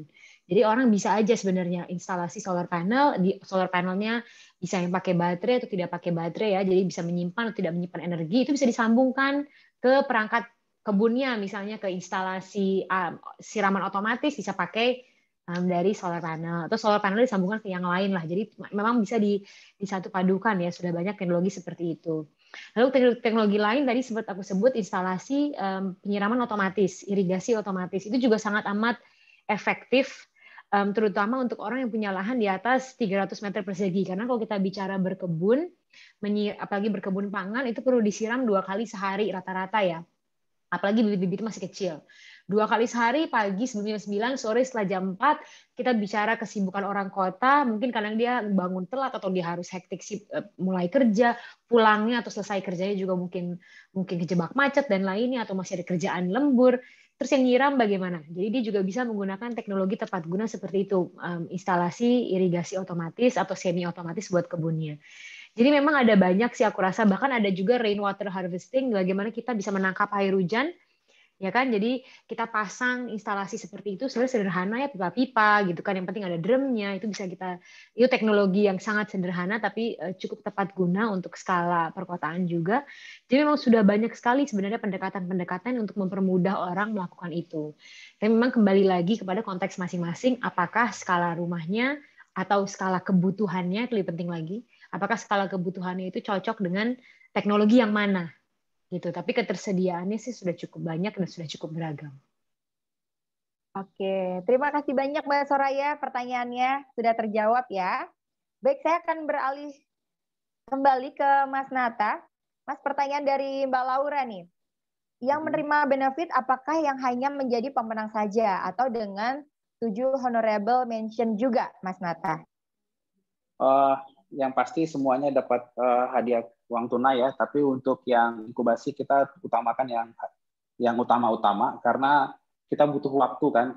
Kalau kita mau inkubasi riset itu kita pengen review lagi, penelitian ulang lagi beberapa sampai sejauh apa. Jadi kita tahun depan itu yang berencana mungkin yang top-top dulu, habis itu nanti kalau kita lihat ada yang di antara top ini juga atau ada ide-ide lain yang sebenarnya bisa lebih bagus lagi kita kerjakan, kita akan langsung hubungi pemenang, menghubungi yang punya karya gitu. Nanti kalau hasil diinkubasi kita nih ternyata penelitiannya atau karyanya itu bisa dikembangkan lebih lanjut, mungkin kita bakal punya kerjasama riset yang lebih panjang terkait itu. Jadi itu sih, dan ini juga nambahin yang tadi dari Mbak Soraya. Mbak Soraya itu sebenarnya dari tadi itu udah ngasih banyak banget ide sih sebenarnya. Jadi kalau teman-teman bisa upscale itu atau enhance itu berguna banget. Misalkan tadi kan ngomongin air ya. Nah, air itu kalau di tempat yang kering-kering tuh, kalau di tempat-tempat kita yang di NTB gitu, bisa nggak kita ngembangin drip irrigation yang bagus di sana atau apa, sejauh itu juga bisa jadi ide yang bagus tuh. Jadi dari tadi tuh kalau dengerin Mbak Soraya banyak banget ide-ide kecil yang sebenarnya bisa kita gedein lagi lewat kemampuan teman-teman semua. Demikian. Oke, terima kasih banyak. Menjawab itu dikasih sedikit bocoran ya Mas ya untuk para peserta, tentunya ide ataupun gagasan apa saja yang bisa dilibatkan untuk inovasi ke depannya. Baik, terima kasih. Kembali lagi ke Mbak Soraya. Pertanyaan dari Muhammad dari Universitas Sriwijaya ya. Mbak Soraya, bagaimana sih cara untuk meningkatkan kesadaran seseorang mengenai berkebun di rumah? Karena di tempat saya masih kurang kesadaran mengenai berkebun di rumah sesuai dengan yang disampaikan pemateri bahwasanya berkebun di rumah memiliki manfaat yang banyak dan harus diterapkan. Silahkan mungkin boleh diulas Mbak Soraya diulas Iya. kembali ya, karena tadi sudah disampaikan. Baik. Oke. Kalau kita bicara kesadaran memang agak rumit ya, karena kesadaran itu kan lahir dari orang itu sendiri. Kita tidak bisa, sulit banget kita untuk memaksa atau kita untuk benar-benar menjamin orang itu punya kesadaran tersebut. Yang bisa kita lakukan adalah merangsang agar orang ini tuh mau bertanya sehingga dia mau sadar, kan seperti itu. Nah, jadi pertanyaannya adalah bagaimana ya kita merangsang orang biar dia mau sadar. Nah, cara paling efektif yang kami temukan kalau di Kebun Kumara ya untuk merangsang orang adalah dengan mencontohkan dengan aksi konkret sih. Jadi memang kita kan pasti suka cerita gitu, suka sharing, tapi pada dasarnya orang itu nggak terlalu tergerak dengan mendengar cerita saja. Dia harus melihat sebuah concrete action atau aksi konkret dari kita. Jadi kalau aku ngajak orang mengkompos, aku sendiri harus mengkompos gitu. Aku harus mengkompos, aku harus tahu prosesnya gimana, pakai metode apa aja yang bekerja, kesulitannya apa. Jadi ketika aku bercerita ke orang dan aku sharing tentang pengalaman itu semua sudah mencakup trial and error yang aku jalani sendiri. Jadi bukan dapat dari buku, bukan dapat dari teori, atau bukan dapat dari katanya-katanya orang hebat, tapi aku lakukan sendiri di rumah misalnya.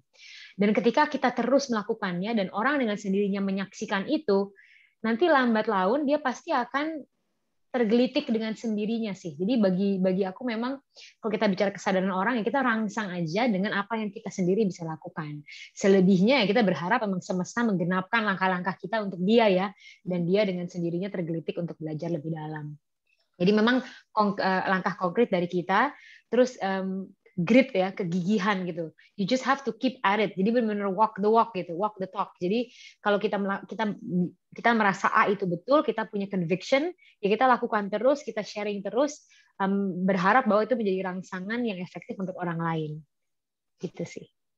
Oke, terima kasih banyak Mbak Soraya. Mbak Soraya masih berkelanjutan ya. Pertanyaan selanjutnya di sini dari Syaif Nur. Bagaimana cara berkebun yang efektif agar hasilnya bisa dijual dan ada keuntungan dari kegiatan berkebun? Oke. Silakan, Mbak.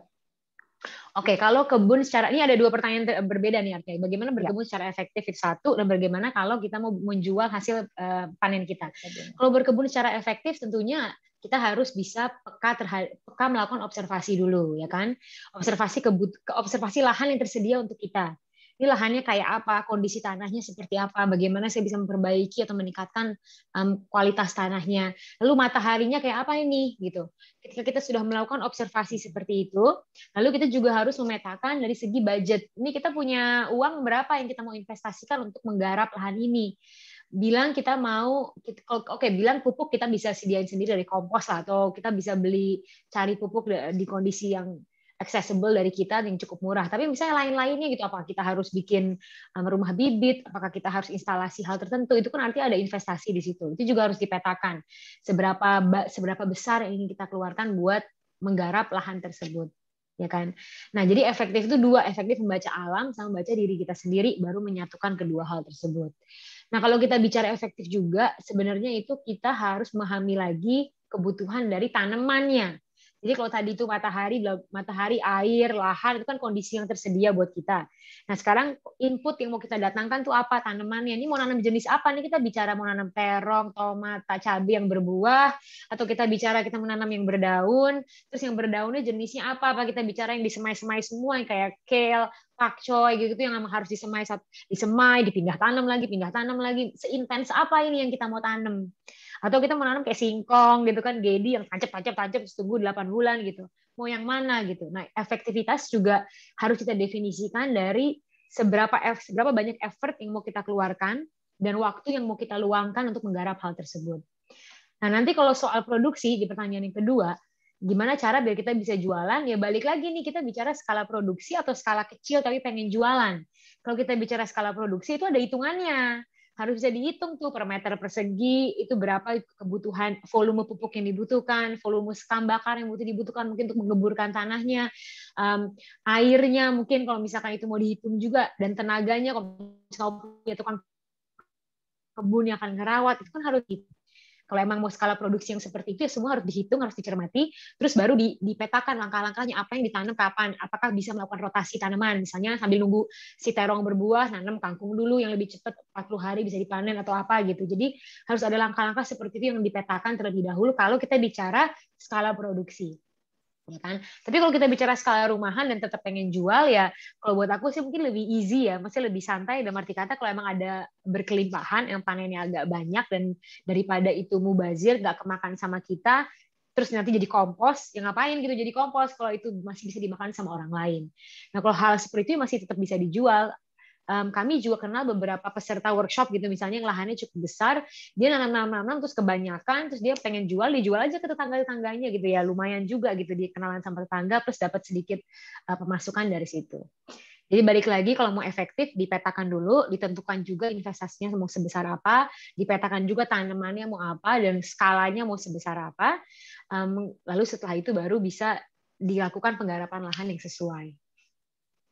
Oke, terima kasih banyak Mbak Soraya, penjelasannya sangat jelas ya dan detail. Jadi buat teman-teman yang bertanya untuk langsung dipraktekkan ya.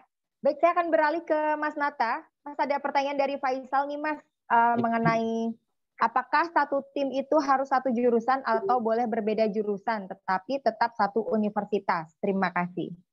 Boleh banget, karena pertama sekarang itu kita butuh cross ilmu ya, nggak bisa sendiri ngerjain itu. Jadi misalkan teman-teman di IT butuh teman pertanian buat ngombain itu riset, boleh aja, jadi bebas aja. Jadi kita nerima semua ide apapun itu. Oke, jadi jawabnya boleh ya Mas ya, bebas ya. Baik, masih di Mas Nata, pertanyaan selanjutnya Mas dari Wafi Yudin, apakah pupuk Indonesia ada keinginan untuk mengarah ke arah bisnis karbon skala dunia? Terima kasih. Bukan bisnis karbon sih, tapi kita berupaya menekan carbon emission kita ya. Jadi sekarang ini memang lagi hot banget, apalagi sebentar lagi ada COP21 di Glasgow terkait climate change. Jadi kita semua industri di Indonesia termasuk industri pupuk itu sedang berupaya nih menekan carbon print kita. Jadi carbon footprint kita pengen tekan, emisi kita pengen tekan. Nah, salah satunya tadi kita juga kan udah nawarin tuh ada sistem produksi kita ya.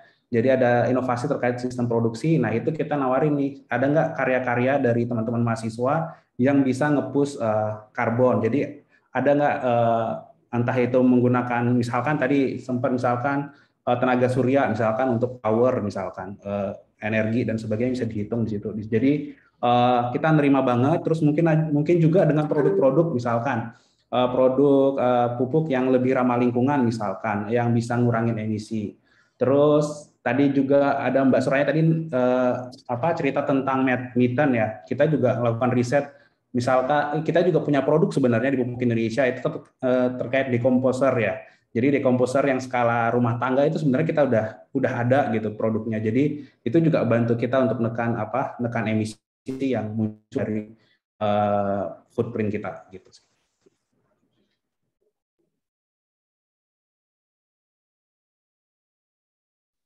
Baik, terima kasih banyak Mas Nata sudah terjawab ya. Terima kasih banyak penjelasannya. Saya beralih lagi ke Mbak Soraya. Ini langsung saya akan bacakan 2 pertanyaan ya Mbak. Saya dari Safwan. Bagaimana perawatan hama di kebun Kumara? Dikarenakan saya berkebun namun hasilnya terkadang kurang maksimal karena adanya hama.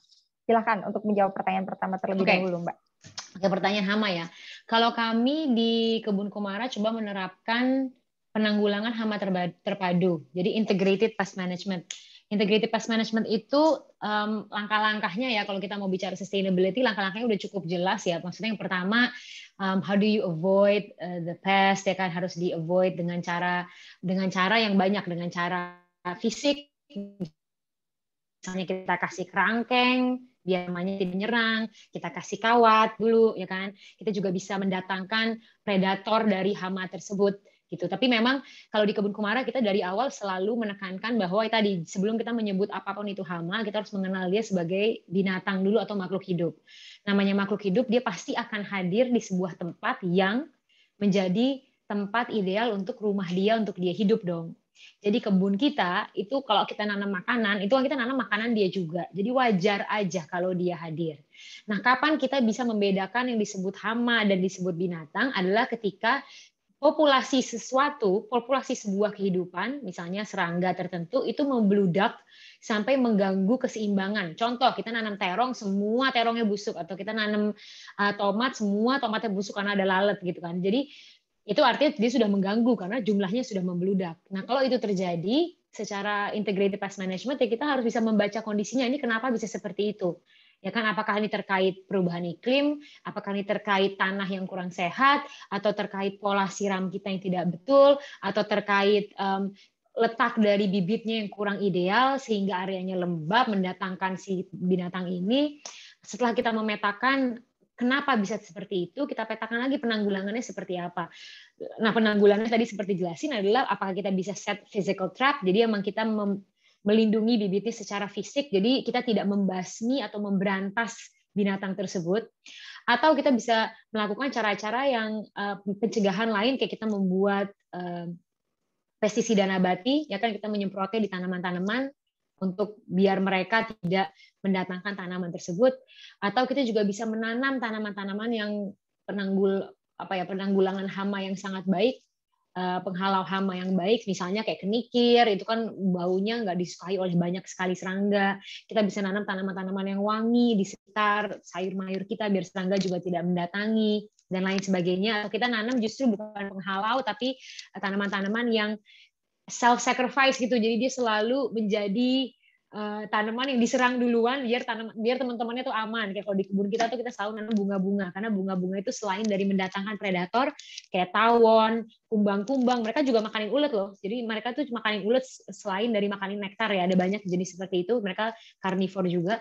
Jadi ketika mereka datang ke kebun kita melihat bunga ini, justru mereka makanin ulet-ulet juga, jadi bisa mendatangkan predator. Atau justru kita menanam tanaman-tanaman yang ini tadi mengusir hamanya sendiri atau mendatangkan predator yang makan hamanya gitu. Jadi banyak sekali cara-cara yang bisa dipadukan untuk menjaga agar ekosistemnya tetap seimbang. Jadi tujuan akhirnya tuh tidak pernah untuk memberantas atau membasmi, bahwa belalang, ulet, siput itu bukan musuh gitu ya. Jadi dari awal kita selalu menetapkan itu, tapi bagaimana kita mendesain sebuah ekosistem biar itu semua seimbang. Nah, itu yang kadang aku rasa kita suka lupa gitu ya, bahwa untuk menempatkan binatang di tempatnya, bahwa mereka adalah binatangnya juga, dan kita harus mencari cara-cara yang lebih adil terhadap mereka untuk mempertahankan ekosistem itu. Jadi kalau aku boleh simpulkan, ya memang artinya bisa didatangkan predatornya, bisa dicegah dengan semprotan pestisida nabati misalnya, bisa juga dia ada physical boundaries, physical barrier yang kita ciptakan untuk melindungi bibitnya. Kita bisa melakukan companion planting, ya kan, tadi tanaman-tanaman yang penghalau, yang mengusir atau mendatangkan predatornya, bisa seperti itu. Atau kita bisa kayak picking, jadi emang diambilin. Jadi secara fisik kita benahi kebunnya. Tapi memang harus dibedakan antara hama dan virus ya, maksudnya hama itu kan biasanya ada dari external variable yang menyerang tanaman tersebut. Tapi kalau kita bicara virus itu kan bisa dari dalam terus tanamannya pada mati. Nah, penanggulangan untuk virus dan kematian-kematian yang diakibatkan atau kegagalan panen diakibatkan karena virus itu agak beda lagi. Karena biasanya itu masuknya ke unsur kimia dari media tanamnya. Jadi bagaimana kita memperbaiki media tanamnya, kita kasih kebutuhan sesuai yang dibutuhkan oleh media tanam tersebut, dia kurangnya di mana dan lain sebagainya. Jadi memang kalau kami di Kebun Kumara selalu mengedepankan integrasi baik secara penanggulangan terhadap hama juga. Baik, terima kasih banyak Mbak Soraya penjelasannya. Wah, sudah terjawab ya untuk teman-teman yang tadi sudah bertanya, dan itu pertanyaan terakhir yang kita berikan untuk Mbak Soraya.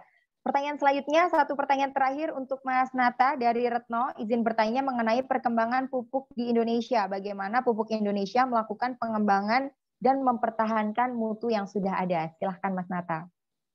Baik Mbak, jadi kita di pupuk Indonesia tuh jadi nggak ngasalin produksi yang dan kita itu sebenarnya nggak lagi mengembangkan riset itu udah lama Mbak. Jadi kita punya riset di pusat namanya Indonesia Fertilizer Research Institute, tapi kita juga punya riset-riset di anak perusahaan. Jadi kita punya riset di Gresik, punya riset di Cikampek, punya riset di Kalimantan Timur, di Palembang, di Aceh. Jadi kita semuanya itu kenapa kita ada di sana, kita juga pengen tahu keadaan, kan gini, tadi beda tempat, beda iklim, beda tanah, dan beda komoditas. Nah, jadi kita pengen menyesuaikan nih pupuk-pupuk yang bisa memenuhi kebutuhan masing-masing tanaman.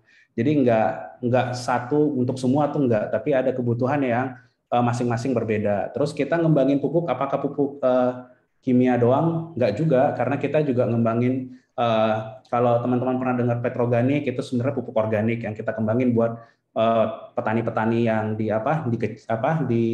petani-petani kecil gitu, subsidi. Terus kita juga punya produk pupuk hayati yang dikembangin oleh teman-teman di Pupuk Kujang, Cikampek, dan juga di banyak di Kalimantan, juga di Petrokimia Gresik. Jadi kita ngembangin pupuk sekarang itu nggak cuma masalah tanaman jadi makin besar, enggak. Tapi kita pengen tahu, misalkan kayak tanaman cabai itu makin pedas karena apa gitu. Jadi kita lagi nyari itu karena ada unsur KCl-nya misalkan. Jadi kita menambahkan itu lebih tinggi rasionya. Misalkan di tanaman tebu kita pengen gulanya lebih manis. Nah, kita harus nambahin apa? Sulfur. Jadi kita nambahin itu. Jadi kita pendekatannya sekarang udah tidak satu untuk semua, tapi pendekatannya sekarang sesuai komoditasnya seperti apa dan tanahnya seperti apa. Jadi kita selalu berkaca ke sana. Nah, gimana dengan mutu? Kita selalu memenuhi namanya yang ada di Indonesia itu ada banyak standar. Ada yang standarnya SNI. Jadi kalau teman-teman lihat itu katalog SNI, itu ada SNI pupuk NPK, SNI pupuk urea. Ya, itu kita harus menuhin itu untuk bisa kita jual. Kita juga menuhin standar-standar, misalkan kita punya produk baru juga yang udah memenuhi standar organik, malah kita udah punya pupuk yang NPK-nya natural, itu malah udah memenuhi sertifikat organik, jadi bisa digunakan di pertanian-pertanian organik. Nah, kita udah ke sana nih Mbak ngarahnya. Jadi dan selalu berbasis riset, berbasis evidence, dan kita selalu kerjasama nih Mbak. Jadi kita ada kerjasama nih bareng Balai Penelitian Tanah, bareng universitas-universitas.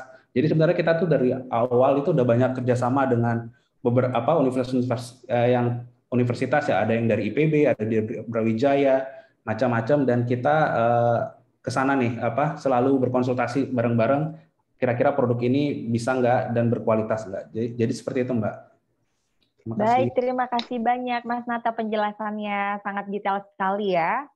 Baik, pada dasarnya pupuk itu memiliki komposisi tersendiri ya Mas ya, seperti tadi disampaikan, gula mungkin pengen yang lebih manis harus ditambah apa, untuk cabai lebih pedas seperti apa, dan lain sebagainya. Baik, terima kasih banyak Mas Nata untuk penjelasannya. Dan untuk sebelum saya akan tutup sesi tanya jawab ini, mungkin ada tambahan informasi yang disampaikan Mbak Soraya atau Mas Nata untuk teman-teman yang akan berkompetisi kali ini, mungkin boleh disemangatin dulu nih. Kalau dari aku intinya semangat, kalau emang tertarik mendingan apply aja, coba dicari hal apa sih yang mengusik teman-teman gitu ya. Misalnya tadi lucu sih contoh dari Mas Nata, malah aku bagus sih cabai gitu. Misalnya kamu suka cabai kayak gitu kan, suka banget makan pedas-pedas, ya mungkin riset kamu seputar itu aja gitu. Mungkin banyak orang yang sama kayak kamu, sukanya pengennya lebih pedas atau pengennya cabainya apa gitu kan, yang mungkin bisa di seputar itu. Tapi aku rasa memang banyak sekali, namanya juga ini kan it's a challenge kan, and it's an innovation challenge. Artinya emang yang dicari adalah hal yang inovatif dan kreatif. Nah, biasanya inovatif kreatif itu kan adalah perspektif yang segar atau perspektif yang baru terhadap sebuah masalah yang berulang atau masalah yang sama. Jadi coba aja dilahirkan solusi-solusi menarik untuk masalah-masalah yang kita hadapi bersama. Baik, terima kasih banyak Mbak Soraya. Boleh Mas Nata sekalian ada tambahan yang disampaikan? Oke, biasanya itu berinovasi itu muncul karena gelisah. Kenapa sih kayak gini? Kenapa sih seperti itu? Nah, teman-teman bisa lihat nih, misalkan kok petaninya miskin-miskin terus sih gitu. Berarti kan ada problem di sana. Atau kok tanaman saya nggak tumbuh seperti kayak di tempatnya Mbak Soraya misalkan. Itu misalnya, oh ternyata ada challenge di lokalnya gitu, ada challenge tertentu yang memang yang harus diatasi. Nah, teman-teman bisa mengangkat itu dari situ, dan saya kira dengan dengan kita match nih ya mahasiswa dengan pembimbing, jadi punya punya perspektif ide dan perspektif pengetahuan dari dosen-dosennya juga. Sekali lagi saya garis bawahi sih teman-teman, dari tadi kita berbicara itu dengan Mbak Soraya itu banyak banget sebenarnya ide yang bisa dikembangin, Dan jikalau memang teman-teman ada pertanyaan, masih ada kegelisahan yang pengen ditanya gitu, silahkan aja, kita terbuka banget untuk ditanyakan. Jadi kita sebenarnya kalau teman-teman visit itu di pupukindonesia-innovation.com, itu ada link, ada icon WhatsApp, dan itu teman-teman tinggal klik di sana, langsung tanya, dan kita akan segera menjawab pertanyaan-pertanyaan dari teman-teman mahasiswa semuanya. Pertanyaan-pertanyaan yang umum akan segera dijawab lebih cepat. Mungkin pertanyaan ada yang lebih spesifik dan khusus, itu biasanya akan masuk ke tempat saya dulu untuk memastikan memastikan jawabannya bisa memuaskan pertanyaan teman-teman. Jadi itu yang dari saya, just try it, pasti banyak hal yang bisa teman-teman bantu untuk pertanian Indonesia. Demikian. Terima kasih banyak. Berawal dari kegelisahan, silahkan untuk diangkat dan diulas dalam kompetisi ini. Terima kasih banyak Mas Nata. Baiklah teman-teman, karena keterbatasan waktu, mohon maaf apabila ada pertanyaan yang belum sempat dijawab secara langsung bersama narasumber kita ya. Namun untuk teman-teman yang ingin bertanya mengenai seputar Fed Innovation Challenge 2021 kali ini, silahkan untuk menghubungi panitia di nomor telepon 081 221 414 240 ya, nanti akan ada di kolom komentar, nomornya silahkan dihubungi.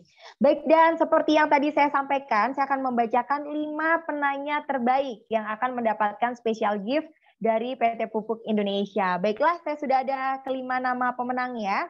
Selamat untuk nama Safwan, kedua atas nama Retno, 3 Faisal dari ITS, 4 Alfredo dari Universitas Udayana Bali, dan yang kelima selamat untuk Muhammad Yasid dari Universitas Sriwijaya. Wah, selamat ya. Itulah 5 penanya terbaik yang nanti akan mendapatkan gift persembahan dari Pupuk Indonesia. Nah, buat teman-teman yang belum menang, jangan berkecil hati karena di sini kita akan ada tambahan kuis dari sosial media. Untuk para peserta tadi sudah, untuk follow Instagram kita sudah ya di @pt.pupukindonesia. Di sini kita akan berikan hadiah yaitu voucher pulsa masing-masing senilai Rp100.000 untuk 5 orang pemenang. Caranya gampang. Untuk para peserta webinar kali ini di Pupuk Indonesia membagikan hadiah, caranya gampang. Sekali lagi saya akan ulang. Follow Instagram di @pt.pupukindonesia. Pertanyaannya, sebutkan 3 tradisi panen di Indonesia. Saya ulang. Pertanyaannya adalah, sebutkan 3 tradisi panen di Indonesia. Jawabannya silahkan untuk dicari di postingan Pupuk Indonesia. Dan kalau sudah ketemu, silahkan untuk langsung komen di postingannya ya. Nanti kita akan melihat siapakah pemenangnya. Baik, dan tentunya tidak terasa kita sudah di penghujung acara, teman-teman sekalian. Tentunya sekali lagi terima kasih banyak untuk Mas Nata, Mbak Soraya, terima kasih banyak ya. Tentunya tadi juga di awal sudah dibuka oleh Pak Wiji. Dan sahabat muda, terima kasih untuk keseluruhan partisipasi sahabat muda sekalian di acara webinar kali ini. Terima kasih banyak untuk seluruh peserta yang sudah bergabung.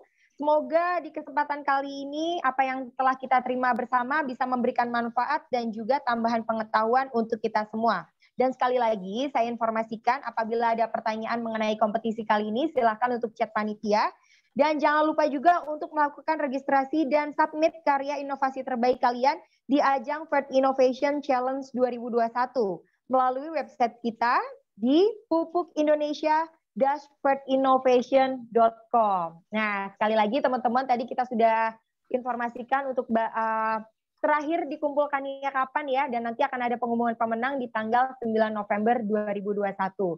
Dan jangan lupa kami informasikan untuk follow akun media sosial Pupuk Indonesia di Instagram kita di @pt.pupukindonesia. Kita juga sudah ada Twitter di @pupuk_indonesia.com. Dan di sini juga sudah ada Facebook kita di PT Pupuk Indonesia. Jadi buat teman-teman silahkan yuk, karena di situ banyak sekali informasi-informasi spesial ataupun kegiatan update dari Pupuk Indonesia.